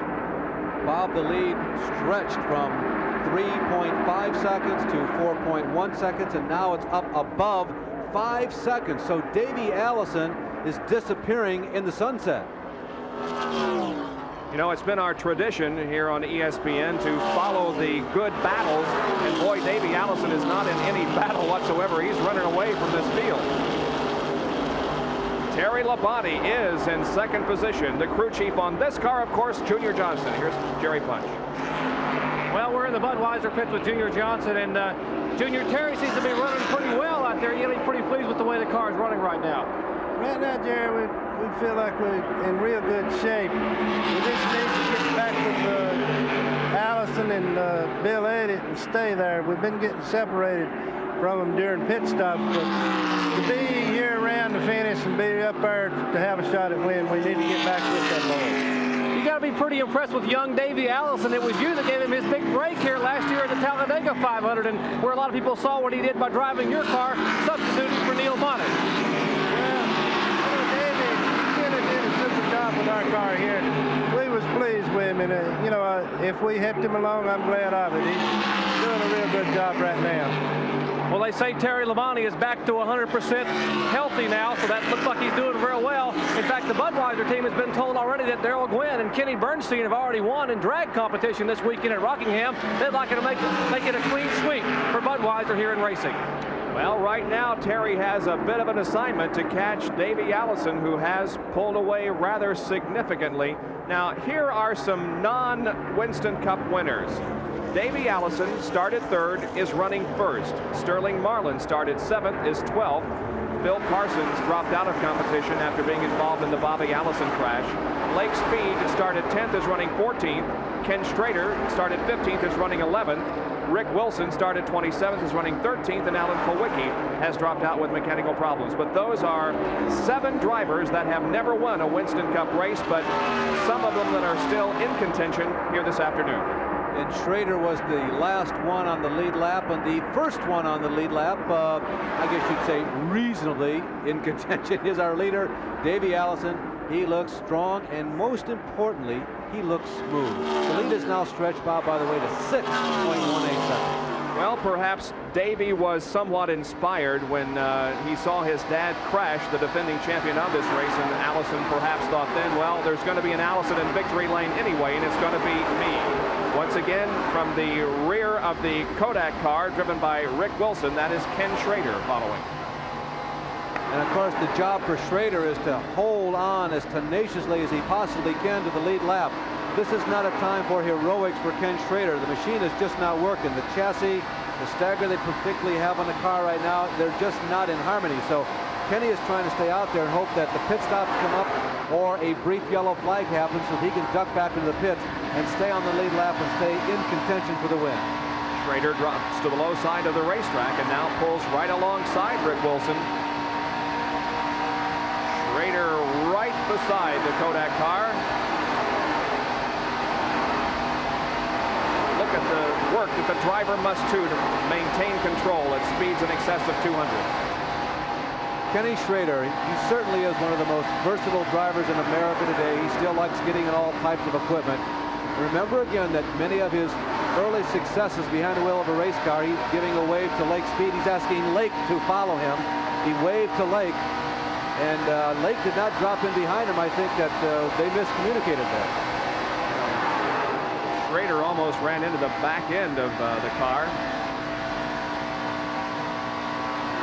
Again, watching the action from Rick Wilson's machine. That's Lake Speed now right behind him. Ken Schrader is to the inside of the racetrack.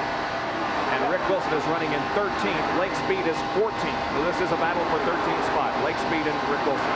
Bob, this business of the hand signals between drivers when they're out there running around at 200 miles an hour, it's a very intriguing one because there are no hard and fast rules. And just because somebody waves at you, you might give him the acknowledgement.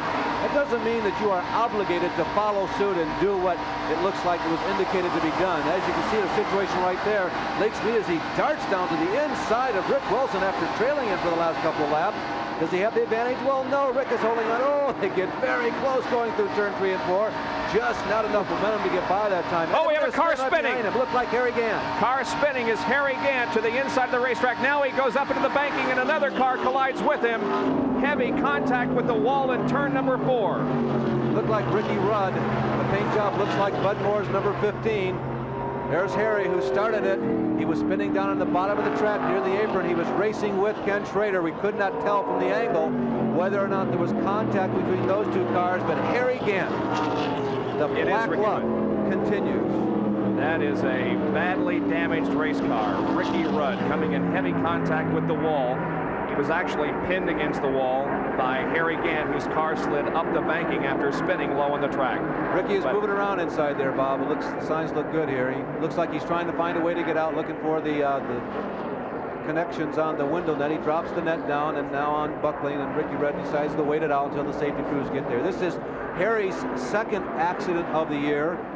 He had a wreck also at Atlanta, and for Ricky Rudd, remember, he was involved very prominently in the accident that sidelined Terry Labonte, or threatened to sideline Terry, with the broken shoulder bone. This is the third accident that Ricky has been involved in this year, and those have not been his fault. Sixth caution period of the afternoon, and once again pit stops being made.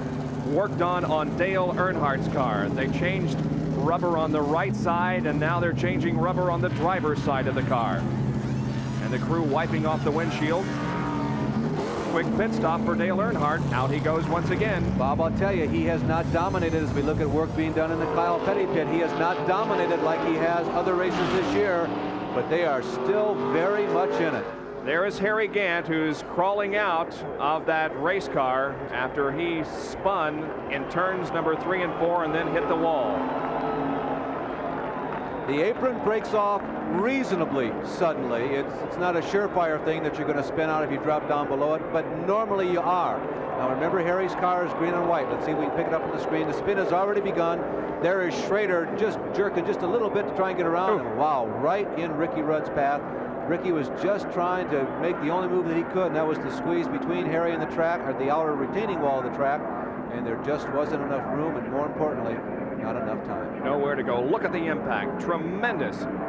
Ricky Rudd hitting the rear end of Harry Gant's car, then coming in contact with the wall, and some badly damaged machinery, but no driver injuries as Ricky Rudd and Harry Gant have both climbed out. And here's the shot that we had on the air. Harry is the third car in line. There he loses it. I'll tell you, it was right directly in front of Ken Schrader, and it was not possible to tell from that angle whether or not there was contact, but the odds would indicate that there may well have been. So Ricky is waving to the crowd, indicating that he is just fine. In fact, turning down a ride to the hospital. He's going to walk back to the pit area. Caution once again at the Winston 500.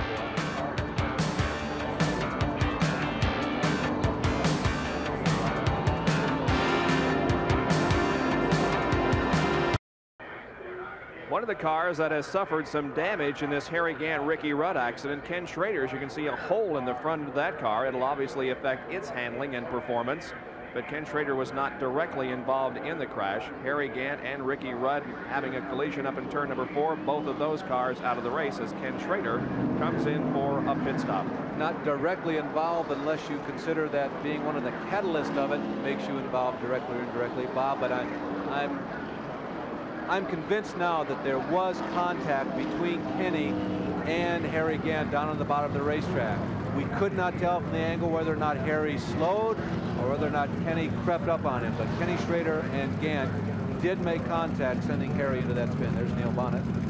Bonnet making a pit stop here in our 6th caution period of the afternoon, and we are at exactly the halfway point. So 4 hours and about 20 minutes after it started, we have finally reached the halfway point. And again, for those of you who just joined us, the reason this race is going so long is because we were red for 2 hours, 38 minutes and 14 seconds, a Winston Cup record for red period. And that was because Bobby Allison went crashing into the wall here in the Tri-Oval and tore down about 100 feet of fencing, which separates the spectators from the racetrack.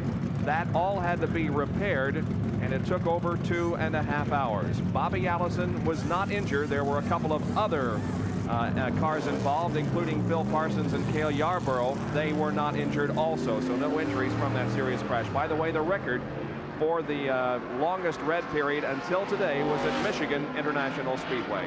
And that record still stands. I think they had like a 4 or 5 hour delay. Finished that race at 9:30. It was an 8.5 hour marathon. Dick Bergen is right now with Ricky Rudd. Ricky, first of all, are you okay? Yeah, I'm okay. I think Harry's going to be all right, too. It looked like, I don't know exactly what triggered it. When I got there, Harry was spinning and came up the racetrack in front of me, and I got into him. By the looks of your car, it was a very heavy crash. Well, it was right hard contact mode there. Stretched my neck a little bit. But he's still a good sport. He walked the whole length of the garage area here to give us the interview. Ricky Rudd, okay, after a tough one.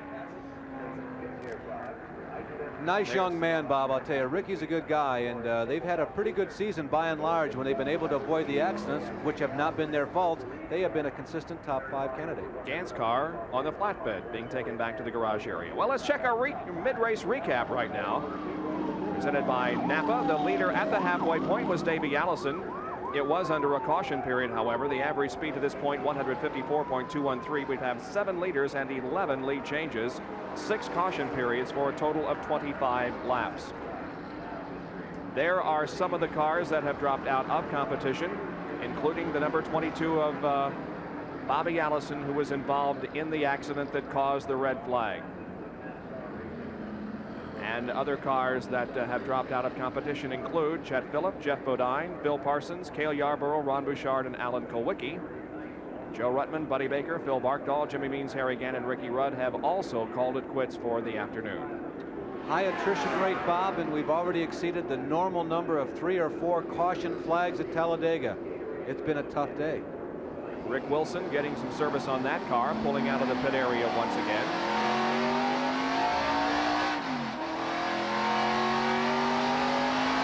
Davey Allison is going to maintain the lead here, as he is the second car behind the pace car, but the leader of this race, and Terry Labonte right there in the Budweiser car in second. We'll be back with more of our live coverage in just a moment.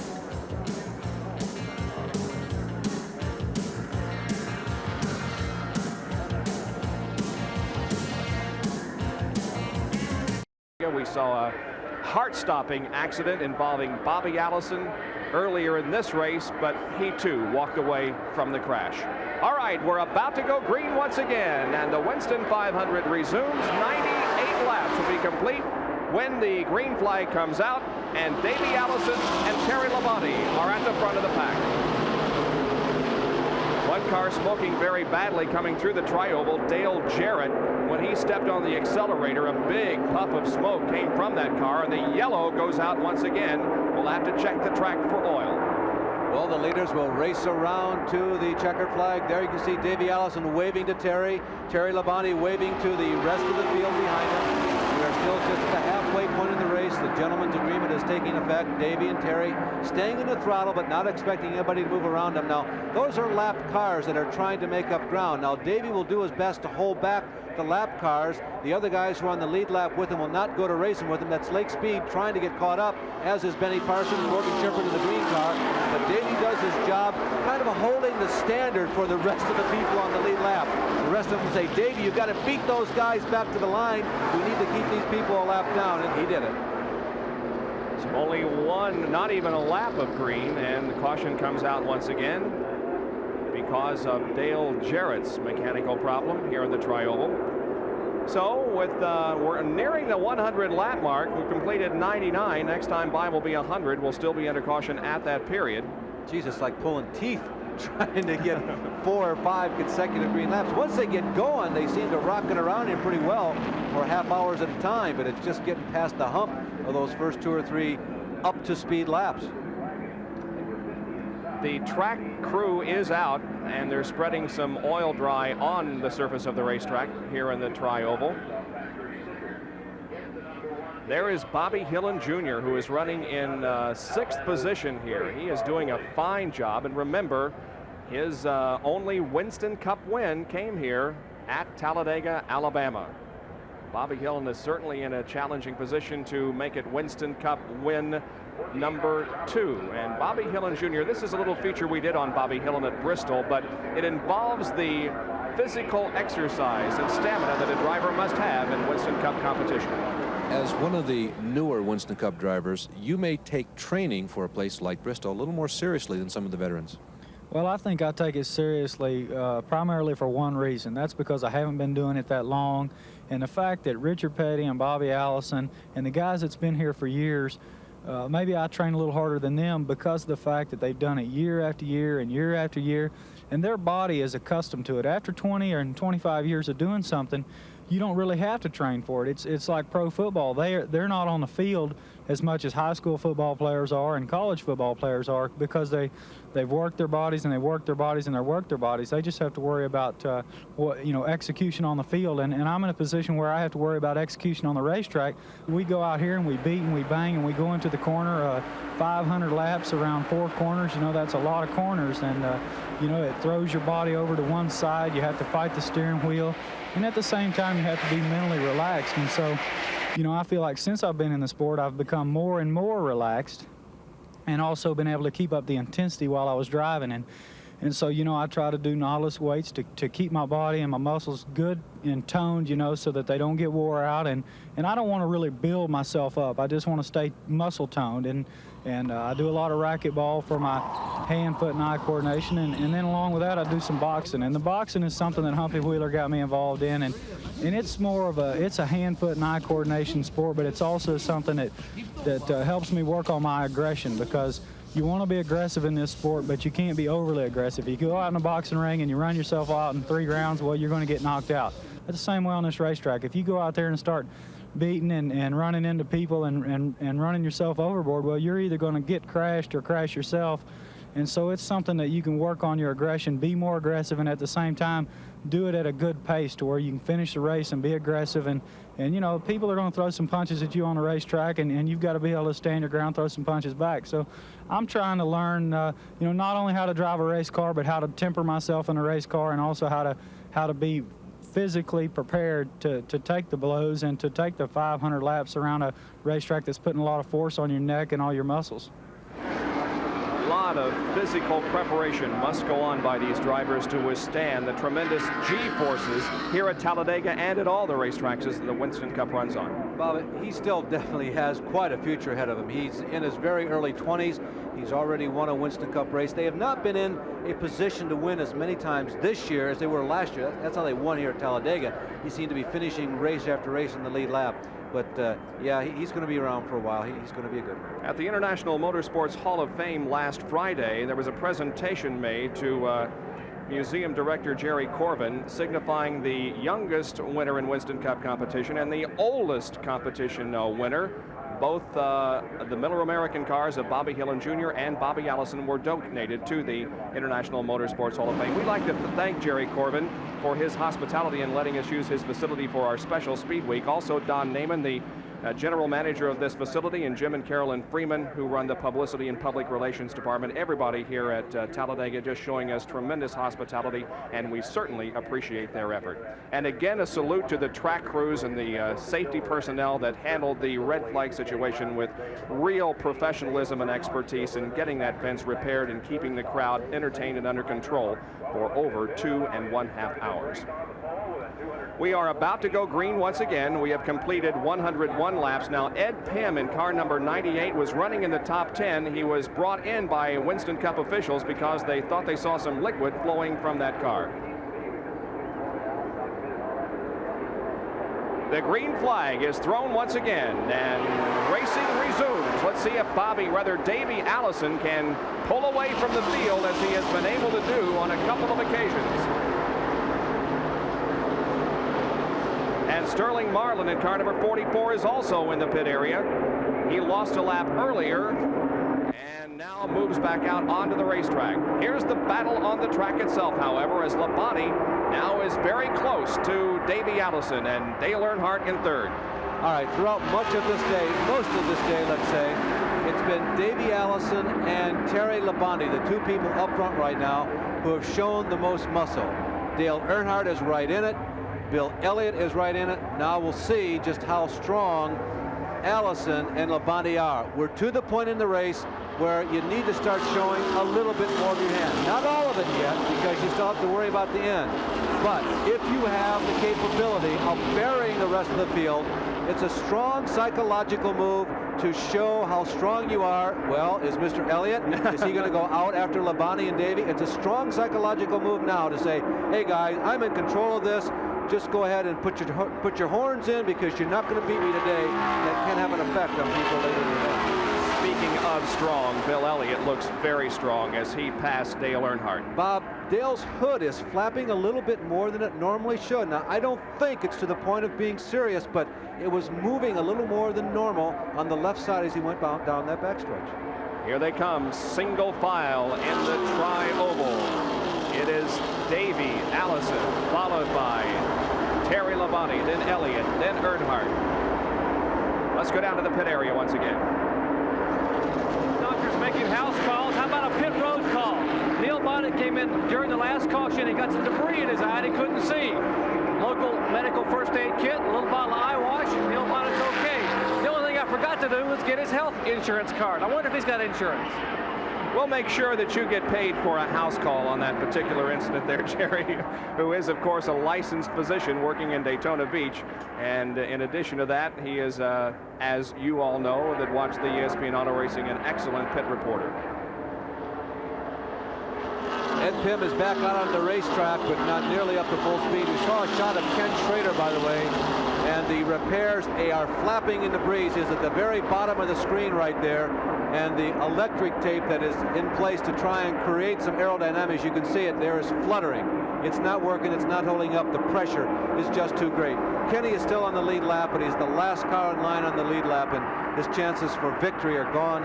Just hopes to hold on. The Valvoline cars running together. There's the green car of Morgan Shepherd alongside Dave Marcus, and then the number 90 car of Ken Schrader. There's Morgan Shepherd moving high on the racetrack and allowing Ken Schrader to pass by. The number 71 car is Dave Marcus once again. Now the other people that have stayed in that position to win, as we call it, as we watch Schrader, remember he's still on the lead lap. There's Pym going very slow. Ed got out on the racetrack. We reported that he was in the pit area losing fluids. On the backstretch, he's dropped down below the line. The other people, in addition to the ones on the screen right there, Davey Allison, Terry Labonte, Bill Elliott. Is that Elliott's going by into second? Yep, Elliott picked up Labonte into second. In contention to win is Dale Earnhardt. Rusty Wallace is on the lead lap. Bobby Hillin Jr., Darrell Waltrip, Kyle Petty, Greg Sachs as the last green flag went, Neil Bonnet, and we mentioned Kenny Schrader. And there is Kyle Petty. Benny Parsons is running high on the track, and Kyle Petty right behind Rick Wilson's Kodak car. As we're inside his machine, looking out the rear end of the race car.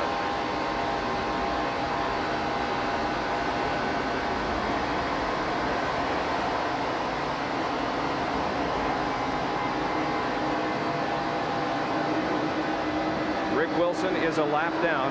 Kyle Petty in number 21 is unofficially in 8th. Now Kyle will make a move to the inside, at least attempt to make a move. Now he pulls alongside Rick Wilson. And Kyle Petty making a smooth pass to the inside of the racetrack.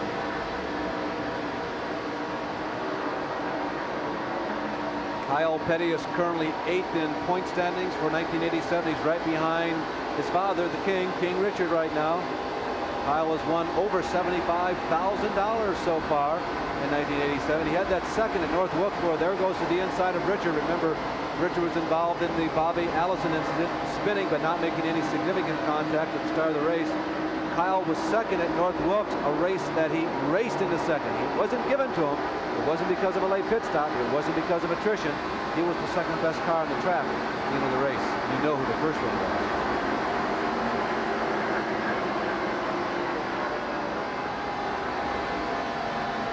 Rick Wilson with the pedal to the metal, so to speak, all the way around this 2.66-mile racetrack.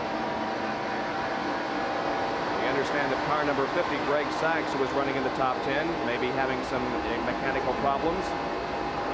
The cars go north, they go east and north as they go through the tri-oval. Now, watch for the sun as they go down the backstretch as the cars start to go west. It's getting late in the day, the sun is setting. It's still setting over California last time we checked. But the sun, as it peaks over this 35-degree banking, might become a phenomenon for them. Down the backstretch, reaching turn number 3. Now they're going to turn into it as they go up the banking. Let's see how it affects Rick. There it is, you see it.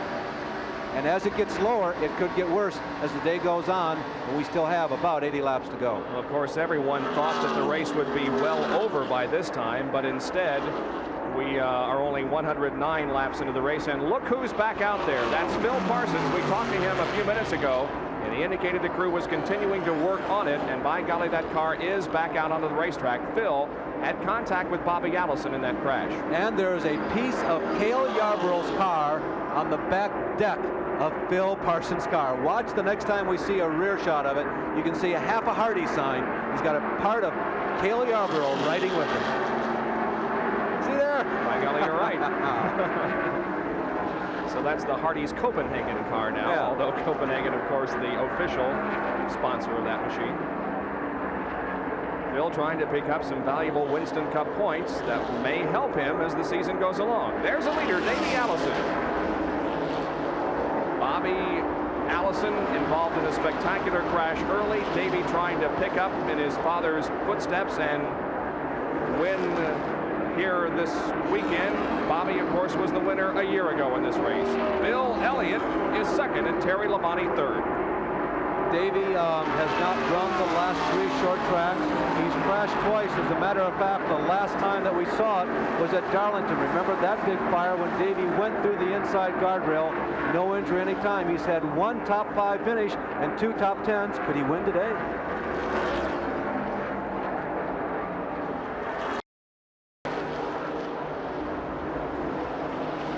Bob Jenkins, Larry Newber, Dick Berggren, and Jerry Punch back at Alabama International Motor Speedway, Talladega, for the running of the Winston 500. We're watching a battle here for 8th position. Bobby Hillin Jr. and Kyle Petty. And wow, that was close coming out of turn number 2 down the backstretch. Kyle moves alongside Bobby Hillin Jr. Yeah, we're seeing a little bit of that flexing. Look who they've caught up with. There's Rusty Wallace and Kyle Petty right behind Dale Earnhardt. Now, Dale is running in 4th position in the race, and Rusty and Kyle are saying, hey, wait a minute now, I think we may be a little better. Now, up to this point in the season, if you're following right behind Dale, you're in the best position you can be in the race. You see Rusty drafting up. Now, watch Rusty try and perhaps get around as they go down the long backstretch.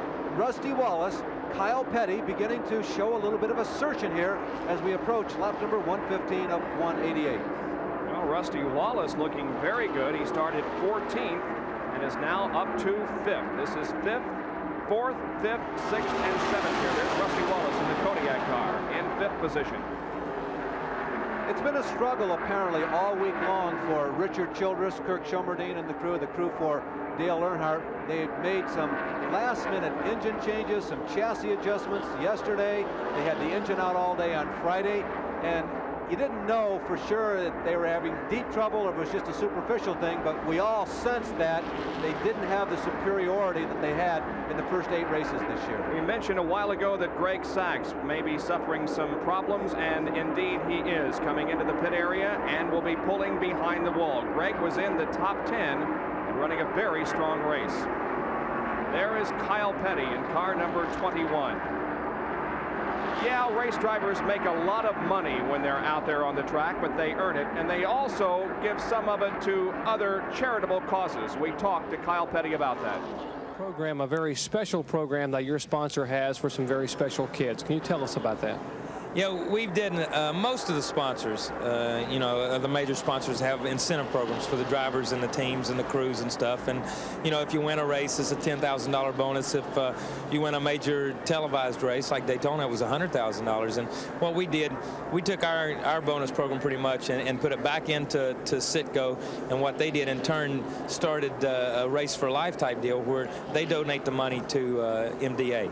And Southland Corporation, their major sponsor, was, or their parent company has been instrumental with Jerry Lewis and MD for a number of years. And you know, this is, I think Talladega's a $10,000 race, Michigan's a $25,000 race, and you know, we've kind of let them down a little bit. We hadn't won any races, but we feel like that, you know, if we can come out ahead and win a couple of races, that it's not only going to help them, but you know, it'll help us, and it's going to help Sitco.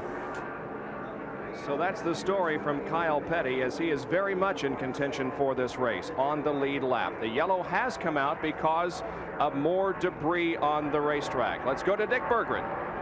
And Dick Berggren right now is in Davey Allison's pit, and he and everybody else is waiting for Davey to come in for his pit stop. He is not the first one in. Most everybody else has beaten Davey Allison onto pit road. Here is Davey finally. The crew zooms over to change tires.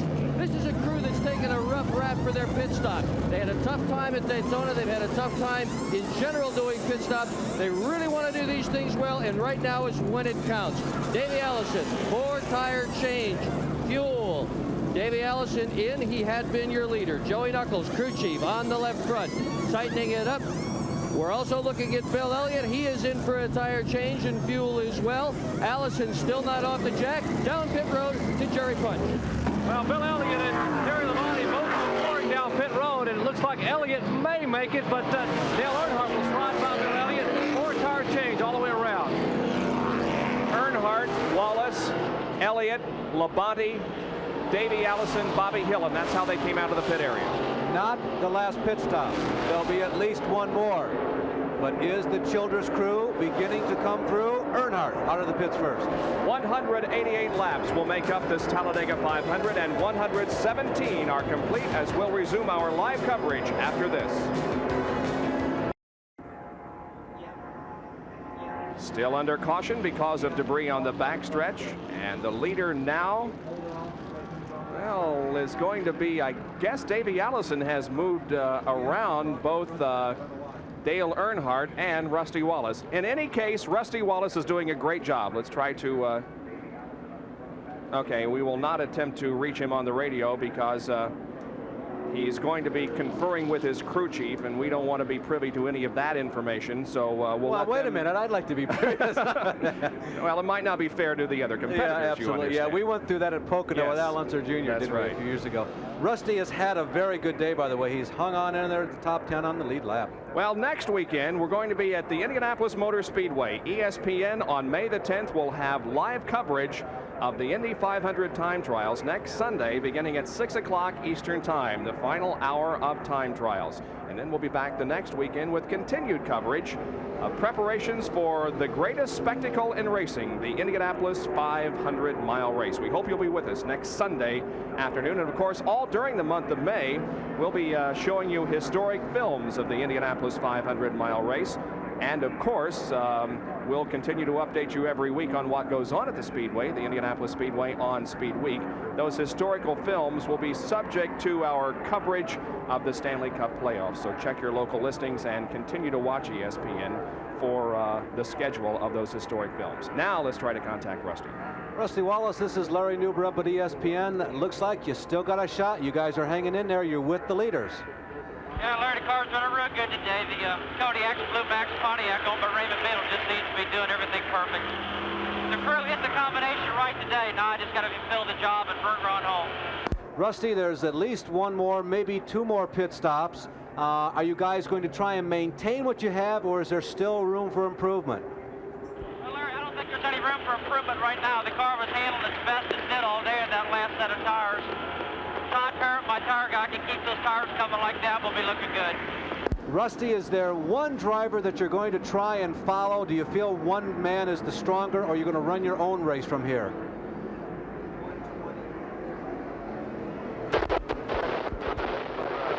The radio breakup has occurred, so we won't be able to give you the answer to that question. We'll instead have to watch to see how things go. Anyway, the drivers have been given the signal one more lap to go, so next time by, we'll receive the green flag and go back to racing, and that will be on lap number 120. So Dale Earnhardt is a leader. I don't know why Davey Allison moved ahead of Earnhardt and Wallace there for just a moment. He was not the first car out of the pit area and therefore should not be the leader. He has fallen back into fifth position right now. So Earnhardt is going to be the leader with Rusty Wallace second, then Bill Elliott, followed by Terry Labonte, and then Davey Allison. Dick?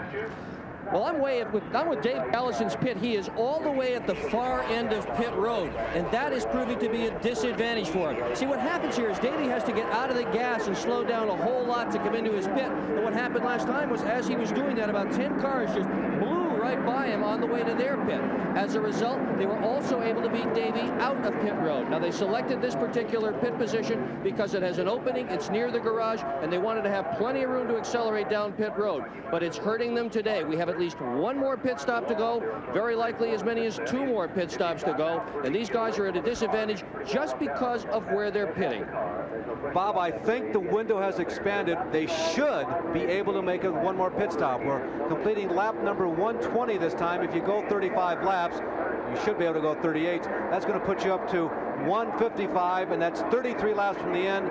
Everybody should be able to make it on one more, but they all have to stop at least one more for sure, as Dick said. The race is back under green at lap 120.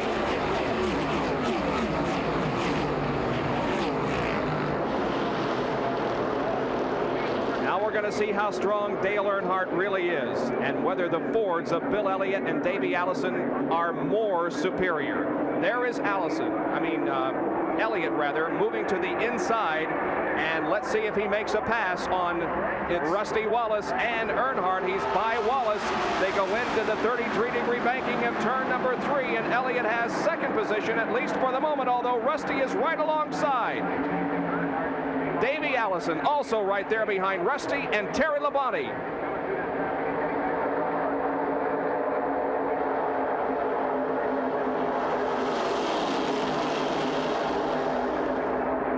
Wallace. Yes, Wallace has the lead. That gives us our 13th lead change among 9 drivers. Both Wallace and Earnhardt lead for the first time today. Look at this, 2 abreast racing. Elliott, a little bit squirrely in turn number 2, settles down though. Here they come down the backstretch. It's Earnhardt. Who can push whom the furthest, the farthest, the fastest? Kyle Petty also showing some muscle there behind all of this.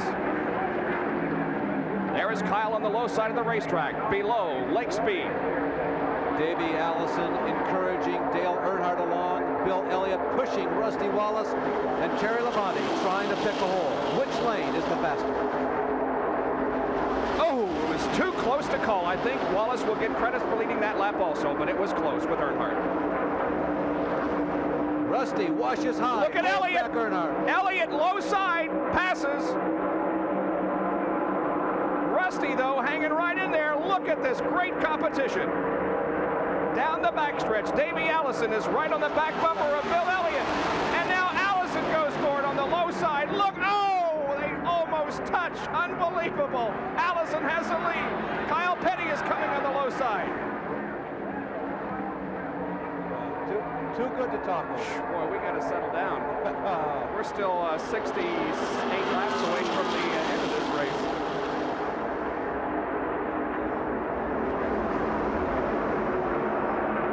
Allison now begins to move away from the pack once again. I believe he is the dominant, the strong car, Larry. He certainly appears to be, Bob. I'll tell you, on the last lap, it looked like that Elliott had designs of Davey following him through. I thought that wave was, you see Bill waving again, this time to Kyle, saying, follow me through, we will get underneath Rusty to go in the corner. And the last time that Bill did that, Davey dropped down low and just ran off and hid. The respect that you have to have for your fellow competitor running that close, that fast. What an interesting, important moment for Davey Allison. I agree, Bob. I would have thought, and about 50 laps ago, I was thinking in my mind, I think that Elliott has got this race. I still stand by that because his experience really pays off, but in a crucial period in this race, one pit stop from the end, Davey Allison has shown to everybody, hey, guess what, fellas? The number 28 car is going to run up front here, and to win this race, I'm the one you got to beat. Elliott, Bobby Hillin, and Kyle Petty now beginning to form a group. Here comes Terry Labonte to the inside of Dale Earnhardt at the end of the backstretch. And Terry Labonte moves to third. Remembering back to Daytona, yes, Bill Elliott won the race. Yes, it would seem like that Bill Elliott had dominated, but remember there was a man who led Bill and definitely had the faster car than Bill at certain stages of the race. It was the black, white, gold, and orange trim, number 28. Joey Knuckles, owned by Harry Ranier and driven by Davey Allison, the guy who's streaking away. You saw him just go out of your picture quickly. He's not even in the group. He's way out front. Davey Allison's last lap, 208.40 miles an hour. 208 miles an hour.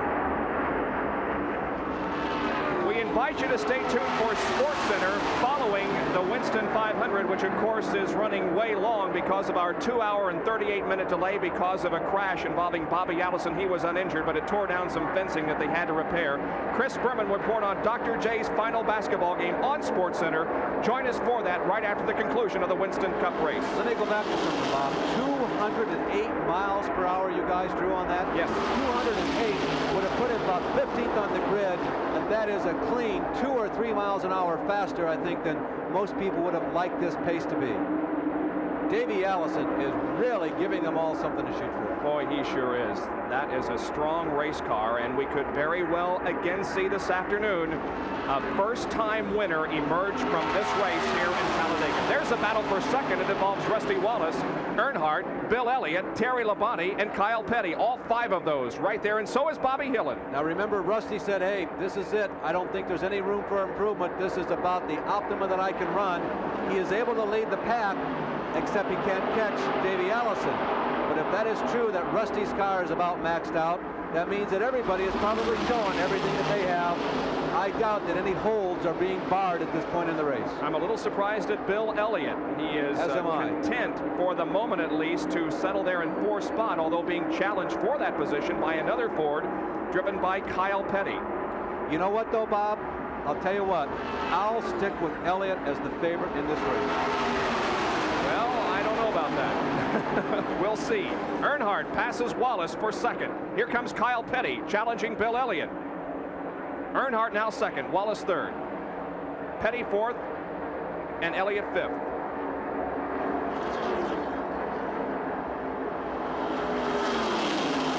Just one quick comment about Dale Earnhardt. He's had 4 consecutive wins, and that ties the record. Nobody has ever won 5 races in a row except Richard Petty back in the previous era of NASCAR. That last lap by Davey was even faster, 208.7 miles an hour. All right, 128 laps completed. We are 60 from the end of this race. It's time for us to get your predictions on who's going to win. Now, you people at home, make your decision as who's going to win this race. We'll tell you who we think is going to win. Dick Bergeron, who? Davey Allison. This is a racetrack for upsets, and right now, Bob, the way Allison is working, the way he's running, this is a very cohesive crew today. Davey Allison's my man right now. Bill Elliott giving some hand signals to Terry Labonte as they come through the tri-oval. Here is Dr. Jerry Punch with his prediction. Well, it'll be hard to argue with Davey Allison as possibly the guy to beat, but I'm in the Elliott pit, and I'm just not sure what Bill Elliott's doing. Let's find out. Come on, let's check with Ernie Elliott here, who's watching Bill. And Ernie, is Bill showing pretty much what he's got, or is there possibly a problem with the car? It's just way too tight. We just can't run to the car too tight. Well, the car is just too tight, meaning they cannot get the car to turn in the corner. The car pushing coming out of the corner. Maybe if they get a pit stop, as Larry Newber mentioned, that final fuel stop, maybe they can make a chassis adjustment, and we will possibly see Elliott make a move toward the front. Well, maybe the car is loosening up a little right now because he's challenging Dale Earnhardt for that 2nd position. He's on the low side of the racetrack as they come down the stripe. Let's see who wins this battle for 2nd. Oh, Earnhardt by just a nose. Bob, your pick. I was going to ask you first. Bill Elliott. I've gone on record already. Okay, I think Davey Allison can win this race, unless, of course, something happens mechanically, but I think he has the car, and I think he has the ability to win this Winston 500. It has ballooned to 5 seconds. It's been ballooning at about a rate of 3/4 of a second a lap. And a pace even faster, 207.9. He's still in the 207 range, but each lap, it seems, he moves up a couple of tenths of a mile an hour. There he is, Davey Allison from nearby Hueytown, Alabama. Let's cite the other strong runners. We're going to time Davey this time as we follow him around. Remember, it takes about 45, 46 seconds. Bobby Hillin Jr., Kyle Petty are still on the lead lap and threatening for the top 5, thundering around Talladega. Hillin Jr. and Kyle Petty have had strong days.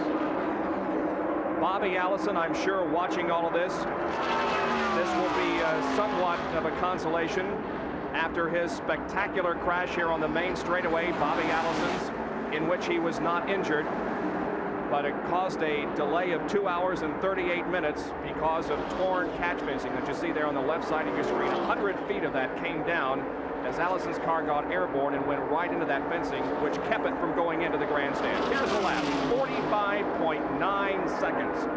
Can you imagine encircling this racetrack, which is 2.66 miles in length, in that length of time? That, of course, is an unofficial time. That's how we have it on our stopwatches. But the speed translates, it's even quicker, 208.62 miles an hour. Unbelievable. And the lead grows. It's now above 6 seconds. It grew another half a second on that lap. As you can see, he just passed Phil Parsons, who was involved in that Allison crash, and is back in the race, but 83 laps down, now make it 84 laps. Look at the interval between 1st and 2nd. Here comes 2nd place Bill Elliott out of the 4th turn now. He now has 2nd with Terry Labonte in 3rd, followed by Dale Earnhardt, and then comes Rusty Wallace. Several drivers entered today having never won here at Talladega. Among the strong runners who were non-winners, Jeff Bodine, Harry Gant, Terry Labonte, Benny Parsons has never won here at Talladega. Morgan Shepherd, who at times this year has shown some muscle. Rusty Wallace, and needless to say, Davey Allison. Elliott, he was the man to beat at Talladega, particularly in 1985.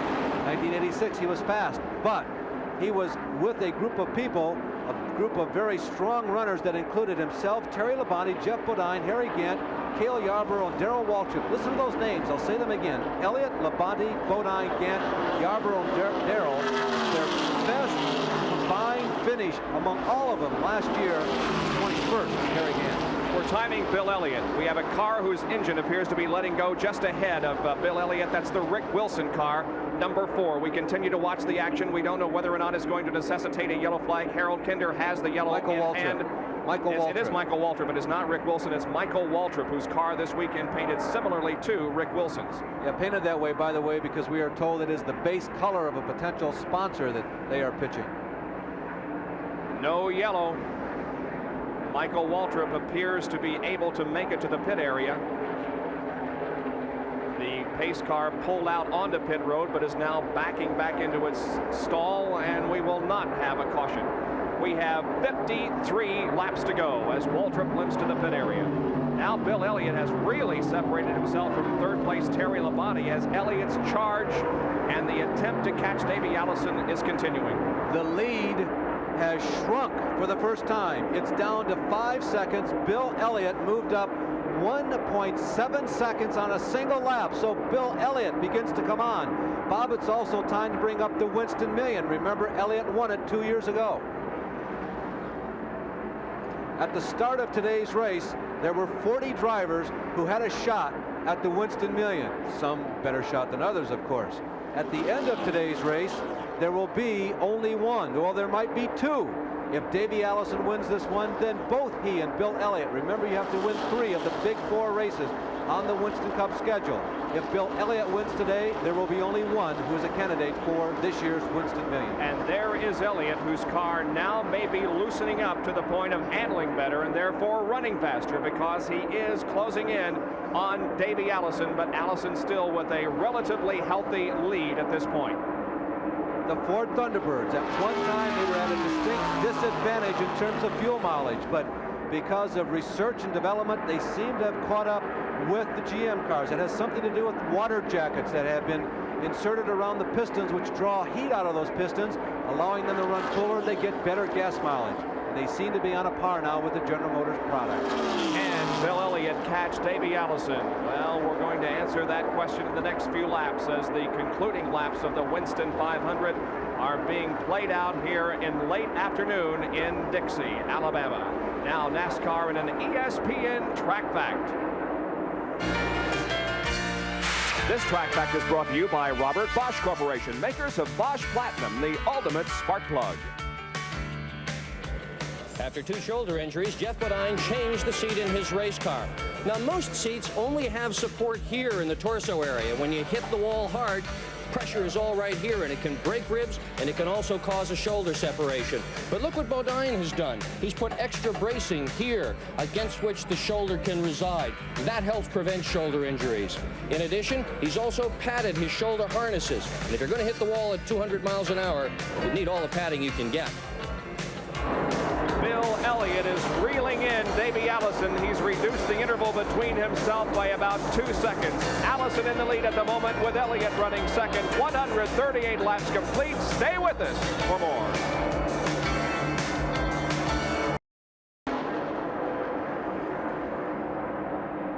On a Sunday evening in Talladega, Alabama, the Winston 500 is being played out. It is Davey Allison leading Bill Elliott. The interval about 4 seconds. In third position is Terry Labonte. Fourth is Dale Earnhardt. And fifth is Bobby Hillin Jr. Here comes Labonte, Earnhardt, and Bobby Hillin Jr. That's how close that battle is. The question, do they have lights at Talladega? Yes, it's natural. Bill Elliott is low on the racetrack and may be finished. The Ford drops low. Has nothing to do with fuel. Long ways away from the pit stop. Bill Elliott, is he braking? It looks like curtains for Elliott. Very slowly down the backstretch now as Kyle Petty and others pass him. Let's go to Jerry Punch. What's going on, Jerry? Well, a lot of dejection in the Coors pit for Bill Elliott. They think he may have dropped the valve, possibly lost a cylinder in the car. They're going to bring him down pit road. Ernie Elliott, Dan, and the crew waiting on him. They are very concerned that possibly they don't know what's wrong with the car. They're going to check it. Maybe they can get it fixed and get him back out. A tough break for the winner of the Daytona 500 this year, Bill Elliott. Bob, I'll tell you what was going on. We've been monitoring Davey and Bill every lap, and the lead was growing. Yes, I said growing. It had gone up to 6.3 seconds, then 6.7, almost 6.8. And what was going on is that Davey was forcing Bill to apparently run to the maximum. Yes, he was catching him, but he was absolutely flat out to do so, and it was just too strong of a pace for that Coors Beer Milling Ford to hold up. He stays out there, but the car is definitely not up to its speed, and Bill Elliott is apparently not going to win this Winston 500. And suddenly Davey Allison is a clear-cut favorite. We're late in the race. Nobody now, save for Bill Elliott, before this moment had shown the ability to run with Davey Allison. Only Terry Labonte, and that was several laps ago, and right now Terry is nowhere in sight. There is Allison moving down the back stretch into turn number 3 once again.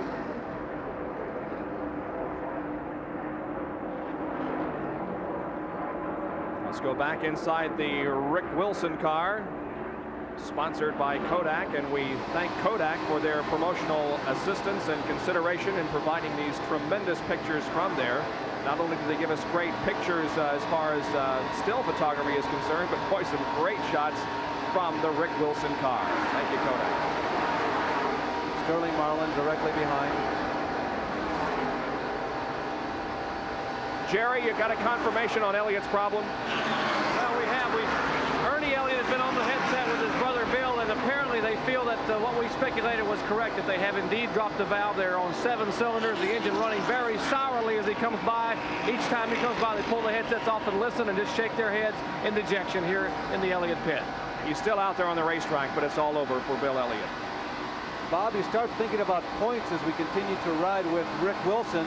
You know what? Old Neil Bonnet is running on the lead lap. He's in 8th or 9th position, 8th position right now at this moment. He came into today 3rd in points behind Elliott and Earnhardt. Now, he's going to pick up some ground to Elliott. He's obviously going to lose out to Earnhardt, but Bonnet is having a really good year point-wise, isn't he? Bob Rahilly and Butch Mock must be very happy. There are the standings. Earnhardt, of course, the leader in Winston Cup points, with Elliott second, but Neil Bonnet in a strong 3rd position. Richard Petty also has accumulated over 1,100 points, and Ricky Rudd, who crashed with Harry Gant in this race earlier, is in 5th position in the Winston Cup standings. And there, once again, the best battle on the racetrack. That's Terry Labonte in number 11, Earnhardt in number 3, and Bobby Hillin Jr. in number 8. This is for 2nd position. This has got to be, though, a psychological victory for everybody, particularly the man there 3rd in line, Bobby Hillin Jr. Finally, they are running with Earnhardt. Finally, he does not look invincible. It had to be depressing for a lot of the other top teams, because for a number of weeks there, it seemed like even when they made mistakes, he won. And finally today, they have caught him, and several people have been quicker. He has won 6 of the first 8 Winston Cup races in 1987, including the last 4 consecutive. At Darlington, at North Wilkesboro, at Bristol, and at Martinsville. But it appears as if he may not be in a winning position here at Talladega this afternoon, although he's still very much in this race. But this group of 3 cars here, Labonte, Earnhardt, and Bobby Hillin, are way behind the leader, Davey Allison. And remember, following up on that story about the Winston Million, we are going to have a second candidate. The winner of today becomes a candidate for the Winston Million. The man to win the Winston Million has to win at Charlotte in May, and then on Labor Day at Darlington, the track too tough to tame. If somebody can win 2 of those races, it is a $100,000 bonus. And Rusty Wallace is involved in a bit of a battle with Kyle Petty there for position. That's for 5th. Now that Lake Speed car there, number 83, he is down a lap and being shown in 12th position. But the leader of those are down 1 lap, Bob. It's unfortunate Lake apparently lost out on a pit stop, but he's been running strong. The first guy 1 lap down.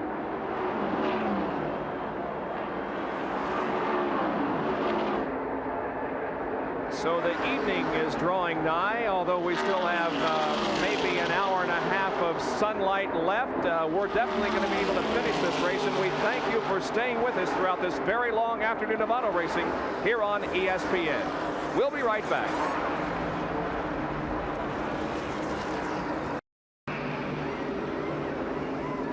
Final pit stop taking place for Terry Labonte. The crew rushing back across the wall.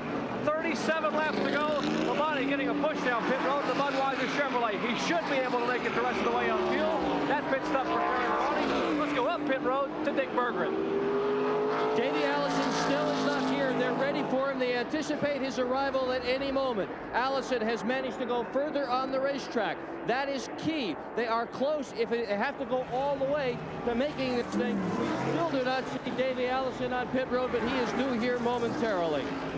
Well, he's still in turn number 2 now on the backstretch, Dick. We'll see if he comes in this time around. Davey Allison, the leader of this race. Most everybody else has come in for their final pit stop.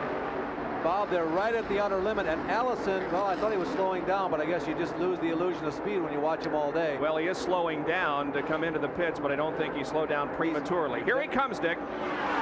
They're at the outer limit. I mean, 38 laps is that window, and that's where they're at right now, 37, 38 laps. So the idea here is to get the car down as low as on fuel as you possibly can at the end, so it's light.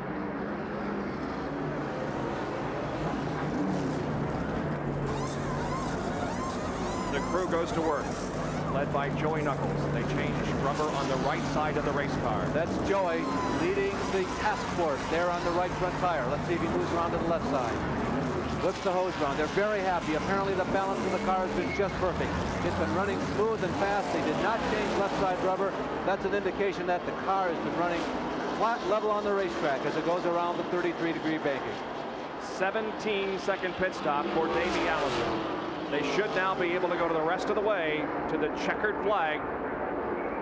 It might be Davey Allison in victory lane here, or it could be one of about 6 or 7 other cars and drivers that are still on the lead lap. He got out significantly ahead of Terry Labonte. The two of them have made their final pit stops, and Davey has what amounts to a half-a-mile lead on Terry Labonte. He is exiting the backstretch, and right now Labonte is entering it. There is Bill Elliott, whose car is being pushed behind the pit wall. Well, Bill Elliott getting pushed behind the pit wall. We'll try to get a quick comment with Bill if we can, as he's still in the car, going along the side here in the Coors Ford. Well, we're here with him. Bill, what happened out there to the car, Bill? I don't really know. I think it dropped the valve. Looked like you really had a good shot at it. Might have been you and Davey Allison as the 2 strongest cars in the field. I don't feel like I got to beat Davey. Davey was running too good. Is there anybody that can handle him at all now? Oh, not a soul.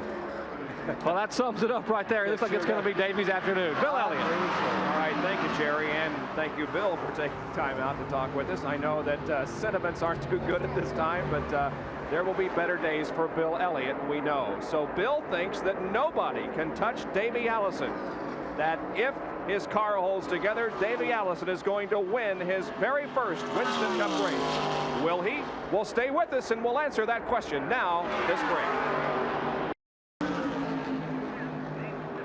Well, according to the pit crew at Davey Allison's bunch, they are rock solid to go all the way. Joey Knuckles says no problems going all the way. By the way, if they win today, it'll be Joey Knuckles' first win ever as a Winston Cup crew chief. It'd be Davey Allison's first win ever as a Winston Cup driver. This pit crew is very tense right now. They are anticipating their first victory. Very interesting situation. Davey Allison headed for Winston Cup win number 1. Joey Knuckles as crew chief headed for Winston Cup win number 1.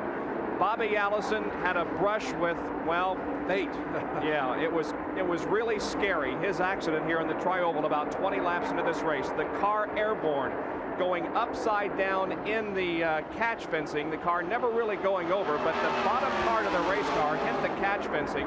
It went back onto the racetrack, spun around several times, was hit by a couple of cars. Bobby Ellison climbed out okay. A couple of spectators were injured with flying debris. They've been taken to a hospital, but hopefully no serious injuries to those spectators. It did cause a red flag for more than 2.5 hours. Bob, Joey has been with the team for quite some time. He's got a lot of years of experience in races won with Cale Yarborough, but it is a big moment when you're the man in charge and you finally get your first win. Jerry is right now down in the pits with another update about the King. Well, Richard Petty overcome by fumes in the car. Earlier in the early lap accident, he had the cooler in the rear end come out of the car, and so they've been having trouble keeping grease in the rear end. They had fumes coming up in the car. He literally was overcome with it. You see he's okay, just getting a cold cloth, a little bit of oxygen there on the ground. They have put Greg Sachs in the car as Richard Petty now getting some help from the paramedics and safety crews here at the Alabama International Motor Speedway. Well, it's a warm and humid evening here in Alabama. And Eastern time, it's approaching 7:30. We still have 30 laps to go in this race. Allison completes lap number 159. By the way, Darrell Waltrip has been lapped in car number 17. There are now 9 cars on the lead lap. Let's go back down to the pit area. Richard Petty sitting up now. Richard, paramedics have got some cold cloths on him, trying to get Richard, are you all right? Are you okay, Richard? Yeah, I got gassed up. What happened when we blew that tire after Bobby wrecked, knocked all the inner panels out from under the rear end of it, and all the exhaust is coming up in the car. And I told Ellie, I wasn't tired, I was drunk. I couldn't tell where I was at, so I got dizzy. I'm all right. Well, that's what happens with carbon monoxide from beneath the car. You just simply go to sleep, and so he was getting sleepy. They got him out of the car with a safety move, and now they put Greg Sachs in the machine. But the King still hangs in there after all of these years. And there is Greg Sachs in the Richard Petty car as Davey Allison has gone underneath and put another lap on that machine. Remember that Richard, there you see Richard's car, the old faithful number 43 with Greg Sachs now behind the wheel. Richard finished second at Bristol on another ESPN televised race earlier this year. Greg Sachs, the man originally from Mattituck, Long Island in New York, who had that surprise victory in the Firecracker 400 in July down in Daytona 2 years ago, is substituting for Richard Petty. This is Davey Allison's 6th Winston Cup race of the year. And his 13th career start. Let's go back down to Dick Berggren, who is with a very nervous individual. Dick? Well, I am with Deborah Allison. Deborah, how do you feel at this moment? Very nervous.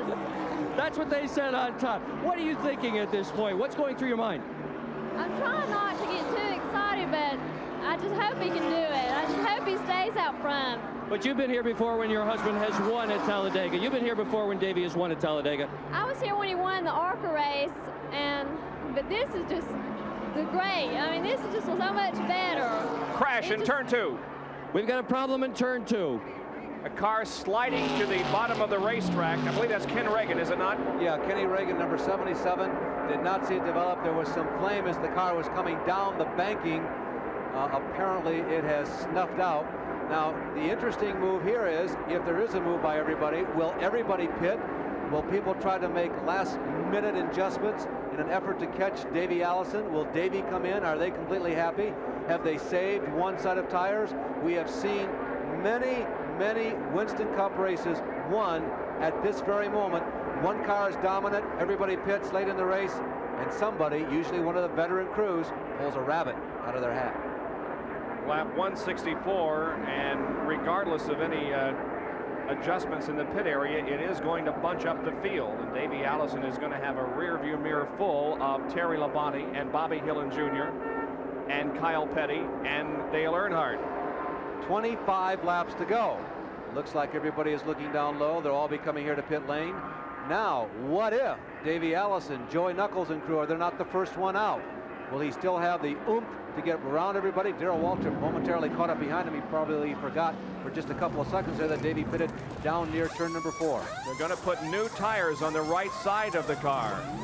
That car working very well, but Davey apparently thinks it can go faster. There, meanwhile, is some work being done on the Terry Labonte Jr. Johnson car as Labonte is on the bottom, and Allison on the top of your screen. Now they're changing, rubber on both sides.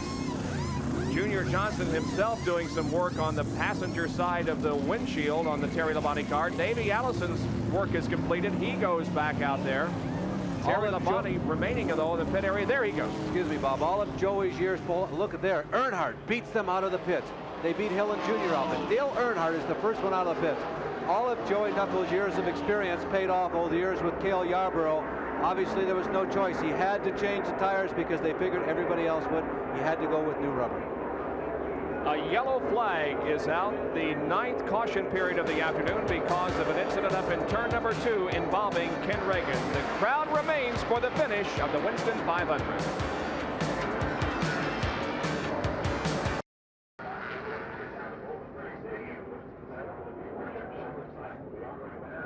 Some ESPN and Bill Elliott racing fans here at Talladega. Elliott has dropped from competition. He will not win here today.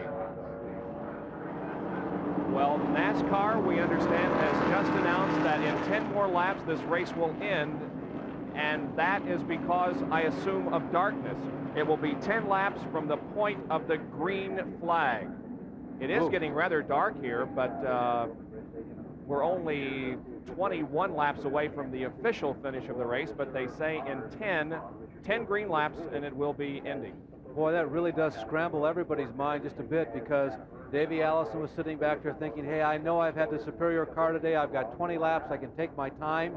In 10 laps, you don't have to rush it, but you can't take your time either. You've got to attack right away. And then the question becomes for people like Terry Labonte and Rusty Wallace is right now in third.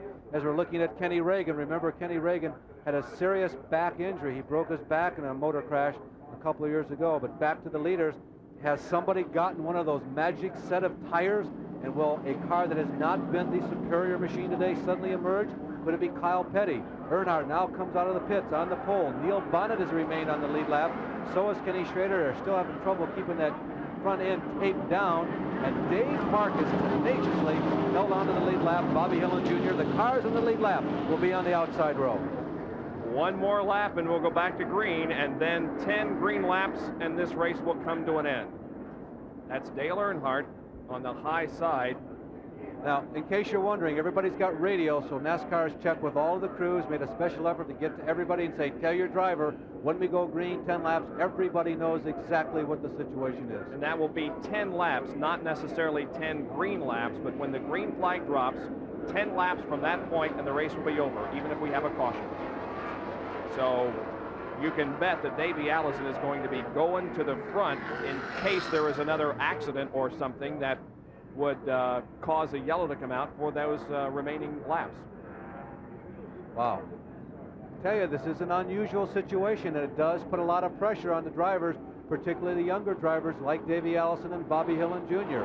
But for Davey, who is so hungry to break the bubble, to get into that first ever Winston Cup win, hopefully Joey's on the radio to him saying, okay, son, we think we got the best car. Just take your time. Don't waste any laps. Don't make any mistakes. Just follow Dale on the restart. Don't make any sudden moves on Morgan. Follow Dale into the first turn and pick him off going down the backstretch maybe the second time around. If ever there was an important restart to an auto race, this is it, ladies and gentlemen. As Dale Earnhardt has the lead, Davey Allison right on his tail in second position, coming down for the green flag, and then 10 more laps to go. Earnhardt mashes the accelerator and the pace picks up. The green is out. Great start, Davey. Allison right on the rear bumper of Dale Earnhardt as they go into one. Let's see when and if Davey makes a move. He's looking high in turns 1 and 2. Earnhardt also drifts high.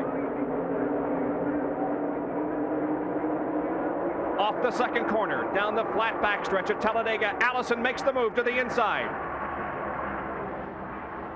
He's got him. Allison goes into the lead. Is Allison quick today or not? Now, all Davey's got to do is Rusty moving up to challenge Dale Earnhardt. All Davey's got to do, he's got the machine. Just get out front, Davey. Grab yourself about 10 car lengths and enjoy the racing behind you. 9 laps Bobby to go. Hillin Jr. Bobby Hillin Jr. has moved into third. Now he pressured Earnhardt for second. Bobby Hillin Jr. running right alongside Terry Labonte. Okay, let's get an update on the condition of Ken Reagan, who crashed over in turn 2. Dick? Bob, I've just left the infield care center where they say he has a possible broken leg. Other than that, he is just fine. He is alert. He is talking to everybody. Possible broken leg, only extent of injury on Ken Reagan. Terry Labonte moves into second position. Earnhardt back to third. But now Davey begins to open up the advantage just a little bit. That's Bobby Hillin Jr. in fourth. Kyle Petty is another car on the lead lap. He's in double file right now. That's Kyle on the low side. You see the red on the hood. That's him trying to get around lap traffic. Lake Speed is in there.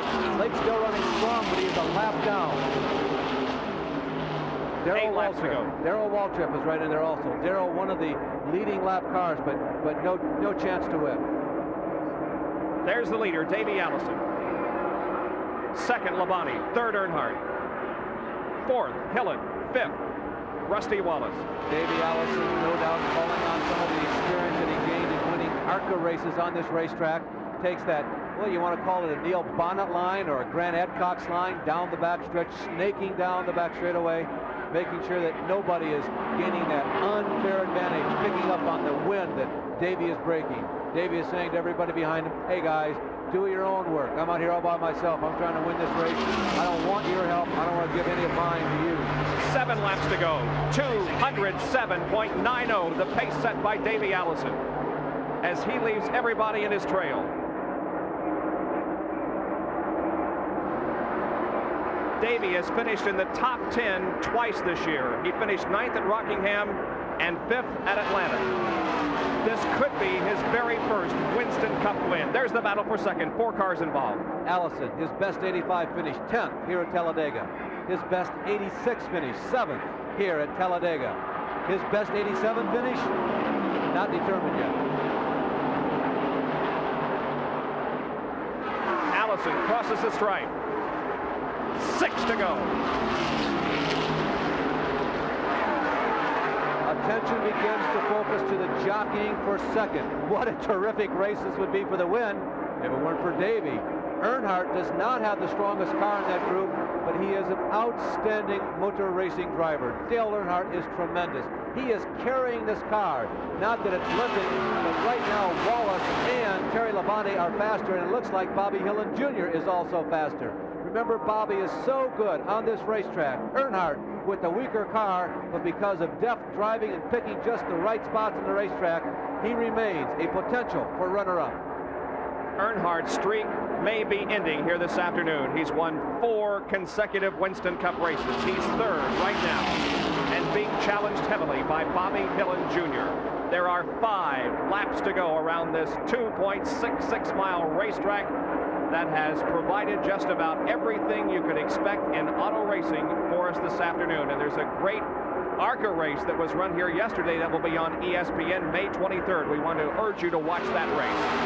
Earnhardt gesturing to Bobby Hillin Jr. behind him. Don't know exactly what it was. It did not look like, hey, come follow me. Not a Crispin St. Peter move. 2, 3, 4, 5, and 6 right here. They're all following Davey Allison. Here he comes through the tri-oval once again. There are 4 laps to go in the Winston 500. The crowd is cheering Davey Allison as he flashes by the start-finish line. Terry Labonte, his best finish in 1987 so far, a man that many people felt would be the favorite to win this year's championship, has been a 4th so far this year. Traditionally, Terry has known how to finish up front in all the Winston Cup races. Traditionally, Kyle Petty going high. Traditionally, Junior Johnson's cars to finish. That's why everybody thought he must have the inside track to the championship. They didn't count on Dale Earnhardt being bulletproof. Earnhardt was a little squirrely, it appeared, up in turns 1 and 2 on the last lap around. He's carrying the car, Bob. I think that Dale is really working hard. 3 more laps to go. Allison still in command of this race. but a tremendous battle involving Terry Labonte, Dale Earnhardt, Bobby Hillin Jr., Kyle Petty, and Rusty Wallace for 2nd through 6th position. Now at this moment, everybody's 2nd, 3rd, 4th on back. They have to begin to position themselves. Look at Kyle. Kyle, I think, is doing just that. He made the same move on this lap that he made the last lap. But they all have to start calculating. Now, Terry hasn't given up on winning yet, but it's beginning to look a long ways away. There's Kyle going to the inside of Hillin. But each of them has to decide, where do I want to be on the last lap? Don't count out Rusty Wallace. He still definitely has a shot at the runner-up spot. And now there are just 2 more laps to go. The interval between 1st and 2nd is closing. Labonte is catching Davey Allison. We could have a contest for the lead, let alone 2nd place. I sense that Davey is being extra special careful, Bob. He has a 2-lap advantage. He can get out of the throttle by maybe a 1/16 of an inch. And that's probably stretching it, but Davey can cool it just a bit. Maybe this is a veteran-type move. This is an experience-type move. Maybe. Let's see. There you see Bobby Hillin and Rusty Wallace running side by side in turns 3 and 4 coming through. Here comes a white flag from Harold Kinder.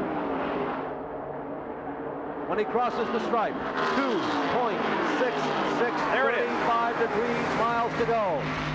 His wife hoping that Davey can hang on for 1 more lap. And Joey Knuckles, the young crew chief on this car, may be winning his first Winston Cup event ever. No conversation. Joey just looking down, checking the stopwatch, checking the chart. He's making sure they've done everything right. Anything to keep your mind off of the emotion. Davey Allison, a half a lap to go. Let's watch and see if Davey Allison can win the Winston 500. He's in turns 3 and 4. He's on to the tri-oval, a short straightaway connecting turn 4 and the dog leg here in front of the grandstand. He's a few feet away from the checkered flag. There it is, Davey Allison wins. Terry Labonte finishes 2nd. And Dale Earnhardt finished 4th. He was passed by the number 21 car of Kyle Petty as they came down. So Kyle Petty picks up 3rd and Earnhardt drops to 4th. Then Bobby Hillin Jr. and Rusty Wallace. The sweetest victories are the first-time winners.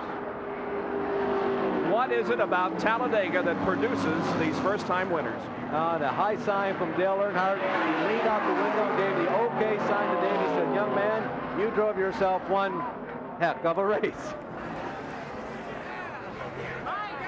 There's Joey Knuckles receiving the congratulations from the people in the pits. And the spectators are cheering Davey Allison as he has his hand in the air. Davey Allison has had a shot at a couple of other races this year. He's had a couple of crashes that he's had to survive. He's been fast every time out. They opened everybody's eyes when they debuted with a rookie driver at Daytona. They qualified on the front row. He has a pole already in 1987, and now he has a win. Davey Allison has qualified for the 2 special races in NASCAR for 1987. And he has put his name into the record books along with his father.